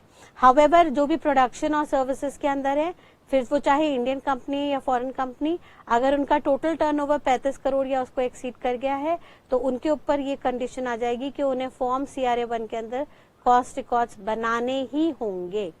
अब जितनी भी कंपनीज के कॉस्ट रिकॉर्ड्स बन रहे हैं, क्या हर उस कंपनी का कॉस्ट ऑडिट होगा? नहीं। ध्यान रखिएगा, पहली बात तो हम ये देख रहे हैं कॉस्ट रिकॉर्ड्स कहाँ बनेंगे। तो कॉस्ट रिकॉर्ड्स कहाँ बनेंगे? हर उस एंटिटी में जो प्रोडक्शन या सर्विस सेक्टर में है, जिसका टर्नओवर 35 करोड़ या उससे ज्यादा है, फिर वो चाहे इंडियन कंपनी हो या फॉरेन कंपनी, हर ऐसी कंपनी का कॉस्ट रिकॉर्ड बनाना जरूरी है। लेकिन जितनी भी कंपनी कॉस्ट रिकॉर्ड्स बना रही हैं, उनमें से उन कंपनी का कॉस्ट ऑडिट होगा जो अब यहाँ पे कवर होंगी। यानी हर वो कंपनी जो कॉस्ट रिकॉर्ड बना रही है, हर उस कंपनी का कॉस्ट ऑडिट होगा? नहीं। हर वो कंपनी जो कॉस्ट रिकॉर्ड बना रही है, उनमें से उन कंपनी का कॉस्ट ऑडिट होगा जो इस 12 इंडस्ट्री को बिलोंग करेंगे। और ये कॉस्ट ऑडिट इन 12 इंडस्ट्री के लिए कंपलसरी है। और बाकी इन 12 के अलावा जो और कोई इंडस्ट्री है जो कॉस्ट रिकॉर्ड बना रही है, वो चाहे तो वॉलंटरली कॉस्ट ऑडिट कर दे, उसके ऊपर कोई स्टैट्यूटरी ऑब्लिगेशन नहीं है अंडर सेक्शन 148। और वो सारी कंपनियां जिनका टर्नओवर 35 करोड़ या उससे ज्यादा है जो कॉस्ट रिकॉर्ड्स बना रही हैं, उनमें से 12 इंडस्ट्रीज में से 6 रेगुलेटेड सेक्टर और 6 नॉन रेगुलेटेड सेक्टर इंडस्ट्री के ऊपर कॉस्ट ऑडिट कंपलसरी हो जाएगा। हमने रेगुलेटेड में कोड बनाया था पेटसेट, जिसमें से हमने P से देखा था पेट्रोलियम एंड गैसेस, E से इलेक्ट्रिसिटी, T से हमारा टेलीकम्युनिकेशन, S से शुगर, I से इंडस्ट्रियल अल्कोहल एंड D से ड्रग्स एंड फार्मास्यूटिकल्स था। हाउएवर नॉन रेगुलेटेड में TT स्कैम आ गया था। T से टर्बोजेट्स, दूसरे T से टायर्स एंड ट्यूब्स, S से स्टील, C से सीमेंट, A से arms and ammunition and M से medical devices. However medical devices में फॉरेन लाइसेंस ऑफिस नहीं आया था, यानी अगर कोई फॉरेन कंपनी इनिशियली कंपनी को यहाँ इंडिया में एस्टैब्लिश करने के लिए अपनी टीम को भेजती है, इंडिया में आके वो टीम सिर्फ इवैल्यूएट करना चाह रही है कि इस मेडिकल डिवाइस की, मेडिकल इक्विपमेंट की कंपनी को इंडिया में एस्टैब्लिश किया जाए या नहीं, और वो जो सर्विसेज दे रही है लाइसेंस ऑफिस, वो अभी तक मैन्युफैक्चरिंग में नहीं आई, और जो सर्विस दे रही है वो जनरल पब्लिक को नहीं दे रही, वो सर्विस अपनी फॉरेन कंपनी को दे रही है, ये डिसाइड करने के लिए कि वो इंडिया में आके बिजनेस स्टार्ट करे या नहीं करे।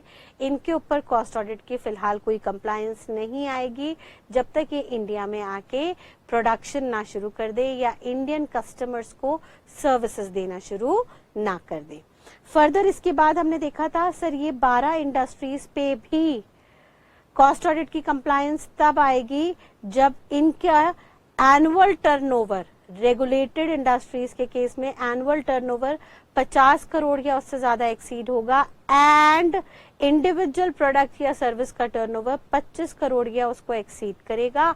हाउएवर नॉन रेगुलेटेड सेक्टर के अंदर एनुअल टर्नओवर अगर 100 करोड़ या उसको एक्सीड करता है एंड इंडिविजुअल प्रोडक्ट और सर्विस का टर्नओवर 35 करोड़ को एक्सीड करता है, 35 करोड़ या उससे ज्यादा एक्सीड करता है, दोनों लिमिट्स होती है, इक्वल टू और मोर देन दैट, 35 करोड़ और मोर देन दैट, तो उसके ऊपर कॉस्ट ऑडिट की कंप्लायंस आएगी। फर्दर हमने देखा था, लेकिन इनमें से सी 3 सर्विसेज के ऊपर एग्जेम्पशन थी, यानी ऊपर बताई हुई 12 इंडस्ट्रीज में से टर्नओवर भले ही 100 करोड़ 35 करोड़ या 50 करोड़ 25 करोड़ की लिमिट को पूरा हो भी जाता है, तब भी उनके ऊपर कॉस्ट ऑडिट नहीं होगा अगर सी 3 कैटेगरी में आएगा। एस से हमने क्या देखा था, स्पेशल इकोनॉमिक जोन के अंदर कवर है, ई से वो एक्सपोर्ट कर रहे हैं, ये दोनों बाहर से हमारे लिए पैसा कमा के लाते हैं इसलिए छूट मिली, और तीसरी ई से अगर वो इलेक्ट्रिसिटी जनरेट कर रही है for captive consumption, for self consumption, जो भी इलेक्ट्रिसिटी जनरेट कर रही है वो बाहर किसी और को नहीं बेच रही, खुद ही उसको कंज्यूम कर रही है, तो उनके ऊपर भी कॉस्ट ऑडिट का कंप्लायंस नहीं है। ठीक है, उसके बाद हमने देखा था एग्जेम्पशन के बाद फर्दर कौन कॉस्ट ऑडिट के लिए क्वालिफाइड था। सर हमने कहा था कॉस्ट अकाउंटेंट होगा, having certificate of practice, not covered under any disqualification and shall not be a statutory auditor and must have complied with cost accounting standards issued by institute of cost accountants of India.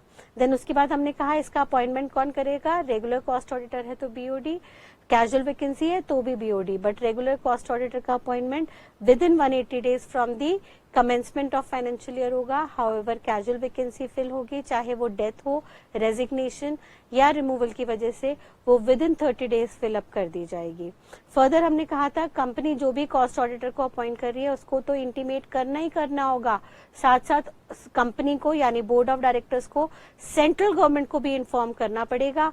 Central government को information जाएगी under form CRA 2 के अंदर, चाहे आप regular cost auditor appoint कर रहे हो या आप कैजुअल वैकेंसी को फिल कर रहे हो, दोनों ही केस में आपको सेंट्रल गवर्नमेंट को इन्फॉर्म करना होगा अंडर फॉर्म CRA 2।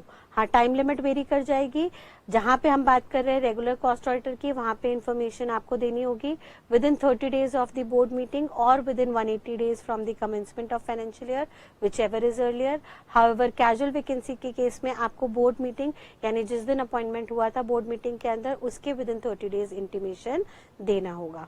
फर्दर हमने कहा था कि इस कॉस्ट ऑडिटर का टेन्योर कब तक रहता था, हमने कहा जब ये कॉस्ट ऑडिट रिपोर्ट दे दे जो अगले 180 दिन के अंदर आ जानी चाहिए, या till the expiry of 180 days from the closure of financial year to which cost audit report is related to।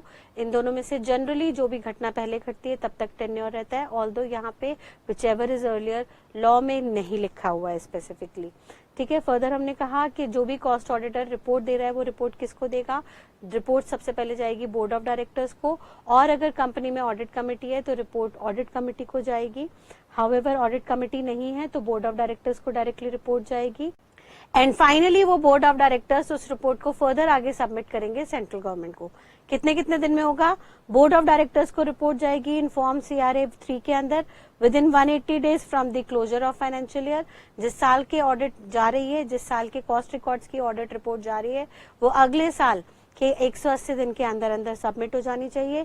और फिर board of directors central government को कब रिपोर्ट सबमिट करेंगे, जैसे ही बोर्ड ऑफ डायरेक्टर्स को रिपोर्ट मिलती है उसके 30 डेज के अंदर अंदर बोर्ड ऑफ डायरेक्टर्स को कंपनी के बिहाफ पे सेंट्रल गवर्नमेंट के पास ये रिपोर्ट जमा करानी है। अगर रिपोर्ट में कुछ नेगेटिव ओपिनियंस थे तो उसकी पूरी एक्सप्लेनेशन भी देनी होगी, और अगर एक्सप्लेनेशन मिलने के बाद भी गवर्नमेंट सेटिस्फाई नहीं होती तो गवर्नमेंट उसके लिए आपसे फर्दर बुला के कॉल करके इंफॉर्मेशन मांग सकती है। अब वो रिपोर्ट जो कॉस्ट ऑडिटर ने डायरेक्टर्स को दी, कौन से फॉर्म में दी, CRA 3 के अंदर, और CRA 3 की कॉपी यानी उस रिपोर्ट की फर्दर सबमिशन गवर्नमेंट के पास जाएगी, वो कौन से फॉर्म में जाएगी, CRA 4 के अंदर। तो फाइनली जो CRA 1 था फॉर्म नंबर, वो कॉस्ट रिकॉर्ड्स बनाने के लिए था। CRA 2 जो था वो board of directors after appointing cost auditor further intimation देते थे सेंट्रल गवर्नमेंट को। CRA 3 में कॉस्ट ऑडिटर रिपोर्ट सबमिट कराता है बोर्ड ऑफ डायरेक्टर्स के पास, एंड CRA 4 के अंदर बोर्ड ऑफ डायरेक्टर्स कंपनी के बिहाफ पे सेंट्रल गवर्नमेंट को ये रिपोर्ट आगे सबमिट करते हैं। एंड लास्टली हमने देखा था क्या कॉस्ट ऑडिटर के ऊपर रोटेशन ऑफ ऑडिटर के प्रोविजन एप्लीकेबल होते हैं? नहीं। फर्दर हमने देखा कॉस्ट ऑडिटर की रेम्यूनरेशन कौन फिक्स करेगा? सिंपल सी बात, कंपनी में अगर ऑडिट कमेटी है तो ऑडिट कमेटी फिक्स करेगी, फर्दर बोर्ड ऑफ डायरेक्टर से अप्रूवल लेगी एंड उसको शेयर होल्डर से जाके रेटिफाई कराएगी आगे चल के किसी भी जनरल मीटिंग में, जो भी नियर बाय जनरल मीटिंग हो रही है। यानी एजीएम आ रही है तो एजीएम में, और अगर एजीएम नहीं आई उससे पहले ईजीएम आ गई, एक्स्ट्राऑर्डिनरी जनरल मीटिंग, तो वहां पे रेटिफाई करा देगी। हाउएवर अगर ऑडिट कमेटी नहीं है कंपनी में एज पर कंप्लायंस, तो BOD board of directors directly remuneration fix करेंगे और उसको शेयर होल्डर से रेटिफाई करा देंगे in the subsequent general meeting. And then lastly अगर कोई भी फ्रॉड वगैरह आया ऑडिट के दौरान, तो ऑडिटर की रिस्पॉन्सिबिलिटी है, ऑब्लिगेशन है उस फ्रॉड को इंटीमेट करने की। अगर फ्रॉड छोटे मोटे नेचर का है, छोटा इममटीरियल है, तो वो डायरेक्टली ऑडिट कमेटी या डायरेक्टर्स को बताएगा। लेकिन अगर बड़े नेचर का फ्रॉड है जिसमें खुद डायरेक्टर्स भी इन्वॉल्व पाए जाएंगे, तो वो डायरेक्टली सेंट्रल गवर्नमेंट को इस ऑफेंस के बारे में, इस फ्रॉड के बारे में रिपोर्ट करेगा। ठीक है बेटा, this is all about cost audit. फटाफट से इसको आप बुक से एक बार रीड आउट कर लीजिए मेरे साथ साथ, सो दैट आपको कोई दिक्कत ना रहे। एक बार साथ साथ हम देखेंगे यहाँ पे प्रोविजंस को। Companies act straightly says under section 148 about cost audit कि cost audit is covered by section 148 of the Companies Act 2013. The audit conducted under this section shall be in addition to the audit conducted under section 143. यानी statutory auditor के अलावा, statutory audit जो आप कर रहे हैं financial accounts के लिए, उसके अलावा कॉस्ट ऑडिट भी होना जरूरी है according to section 148 for the specific companies. Further वो कहता है मेंटेनेंस ऑफ कॉस्ट रिकॉर्ड्स, कहाँ कहाँ रिकॉर्ड्स बनते हैं। हमने सबसे पहले बोला कॉस्ट रिकॉर्ड्स की बात कर रहे हैं अभी, ऑडिट की नहीं। Cost records shall be applicable to class of companies engaged in production of goods or providing services including foreign company having a total turnover of 35 crore or more. However, cost records maintenance shall not be applicable to companies classified as micro, small or medium enterprises as per the turnover criteria provided under Micro, Small and Medium Enterprises Development Act 2006. Further, micro enterprises क्या होती है? Where investment in plant and machinery does not exceeds 25 lakhs. Small क्या होती हैं? Where investment in plant and machinery exceeds 25 lakhs but does not exceed 5 crores. And medium होती है where investment in plant and machinery is more than 5 crores but does not exceed 10 crores. यानी maximum limit कितनी थी हमने देख लिया था flow chart में, 10 crore. Further, there are specified class of companies where cost audit shall become compulsory. कौन कौन सी? 6 रेगुलेटेड है, 6 non regulated. Regulated one is telecommunication, electricity, petroleum and gas, drugs and pharmaceutical, sugar and industrial, alcohol.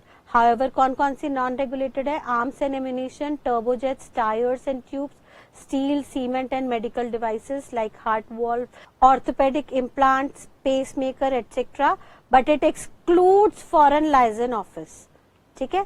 Further कौन सा form है? CRA1 for maintenance of cost records. Further, applicability of cost audit, where it is applicable. Cost audit shall be applicable depending upon the turnover as follows on the class of companies specified as regulated sector. Are required to get their books audited only if the overall annual turnover of the company from all its products and services during the immediate preceding financial year is rupees 40 crores or more. And का मतलब क्या है? साथ साथ दूसरी condition भी fulfil होनी चाहिए। The aggregate turnover of the individual product और service for which cost records are required to be maintain is rupees 25 crore और more. However for non regulated sector the books are required to get audited only if cost records are required to be audited if the overall annual turnover of the company from all its products and services in the immediate preceding financial year is rupees 100 crore or more, and the aggregate turnover of the individual product or services for which records are required to be maintained is rupees 35 crore or more. Further हमने exception देखी थी C की, कौन कौन सी हो गई?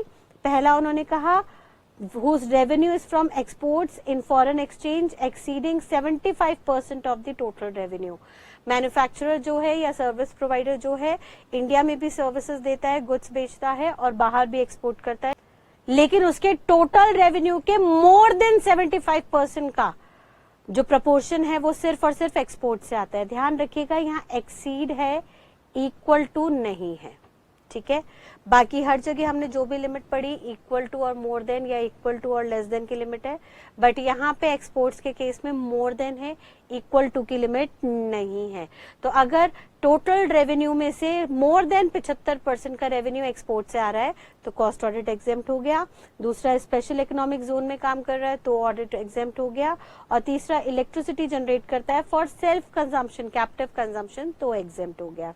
इस auditor का अपॉइंटमेंट कौन करेगा? बोर्ड ऑफ डायरेक्टर्स अपॉइंट करेंगे within 180 days from the commencement of financial year. Further क्या करेंगे? बोर्ड ऑफ डायरेक्टर्स ने within 180 days of the commencement of financial year appoint किया, उसके बारे में फिर फर्दर वो इंटीमेशन देगा टू सेंट्रल गवर्नमेंट। कितने दिन के अंदर? Within 30 days of the board meeting और within 180 days from the commencement of financial year, whichever is earlier. किस फॉर्म में इंटीमेशन जाएगी? CRA 2 के अंदर। उसका टेन्योर कब तक रहेगा? Till the expiry of 180 days from the commencement of financial year, या टिल द सबमिशन और till the submission of cost audit report for the financial year for which he has been appointed. अगर cost auditor की casual vacancy आ गई तो वो चाहे death की वजह से हो, रेजिग्नेशन या removal, this place shell be filled up by board of directors with in 30 days. Further उसकी इंटीमेशन जाएगी सेंट्रल गवर्नमेंट को under CRA 2 with in 30 days of such appointment. Further cost auditor की report कहाँ तक जाएगी? Report board of directors को जाएगी और सेंट्रल गवर्नमेंट को जाएगी। बोर्ड ऑफ डायरेक्टर्स को CRA 3 के अंदर within 180 days from the closure of financial year. जिस साल की ट्रांजैक्शंस हैं उस साल की ट्रांजैक्शंस के वो साल खत्म होने के बाद उसके अगले 180 दिन के अंदर इंटीमेशन जाएगी और सेंट्रल गवर्नमेंट को within 30 days from the receipt of report under CRA 4। And central government में call for the information if not satisfied by the full information or explanation given by the board of directors or company to the government। ठीक है बेटा, so this is all about cost audit। यहां तक कोई भी किसी को doubt है? ठीक है, आई प्रिज्यूम कोई भी डाउट नहीं है। अगर फिर भी आपका कोई भी डाउट हो, you can discuss that doubt on WhatsApp और call at a specific time, जो भी आपको अभी क्लास के बाद दिया जाएगा। तो आप उस टाइम पे आइदर इवनिंग में 5 to 7 के बीच में कॉल करके या आप व्हाट्सएप के थ्रू टाइमिंग लेके या प्रॉब्लम को डिस्कस कर सकते हैं डायरेक्टली व्हाट्सएप पे ही टाइप करके टेक्स्ट। यहाँ पे आप अपने प्रॉब्लम रिजॉल्व करेंगे। ठीक है बेटा, सो आज के लिए इतना काफी है। Thank you for today, bye bye, God bless you all.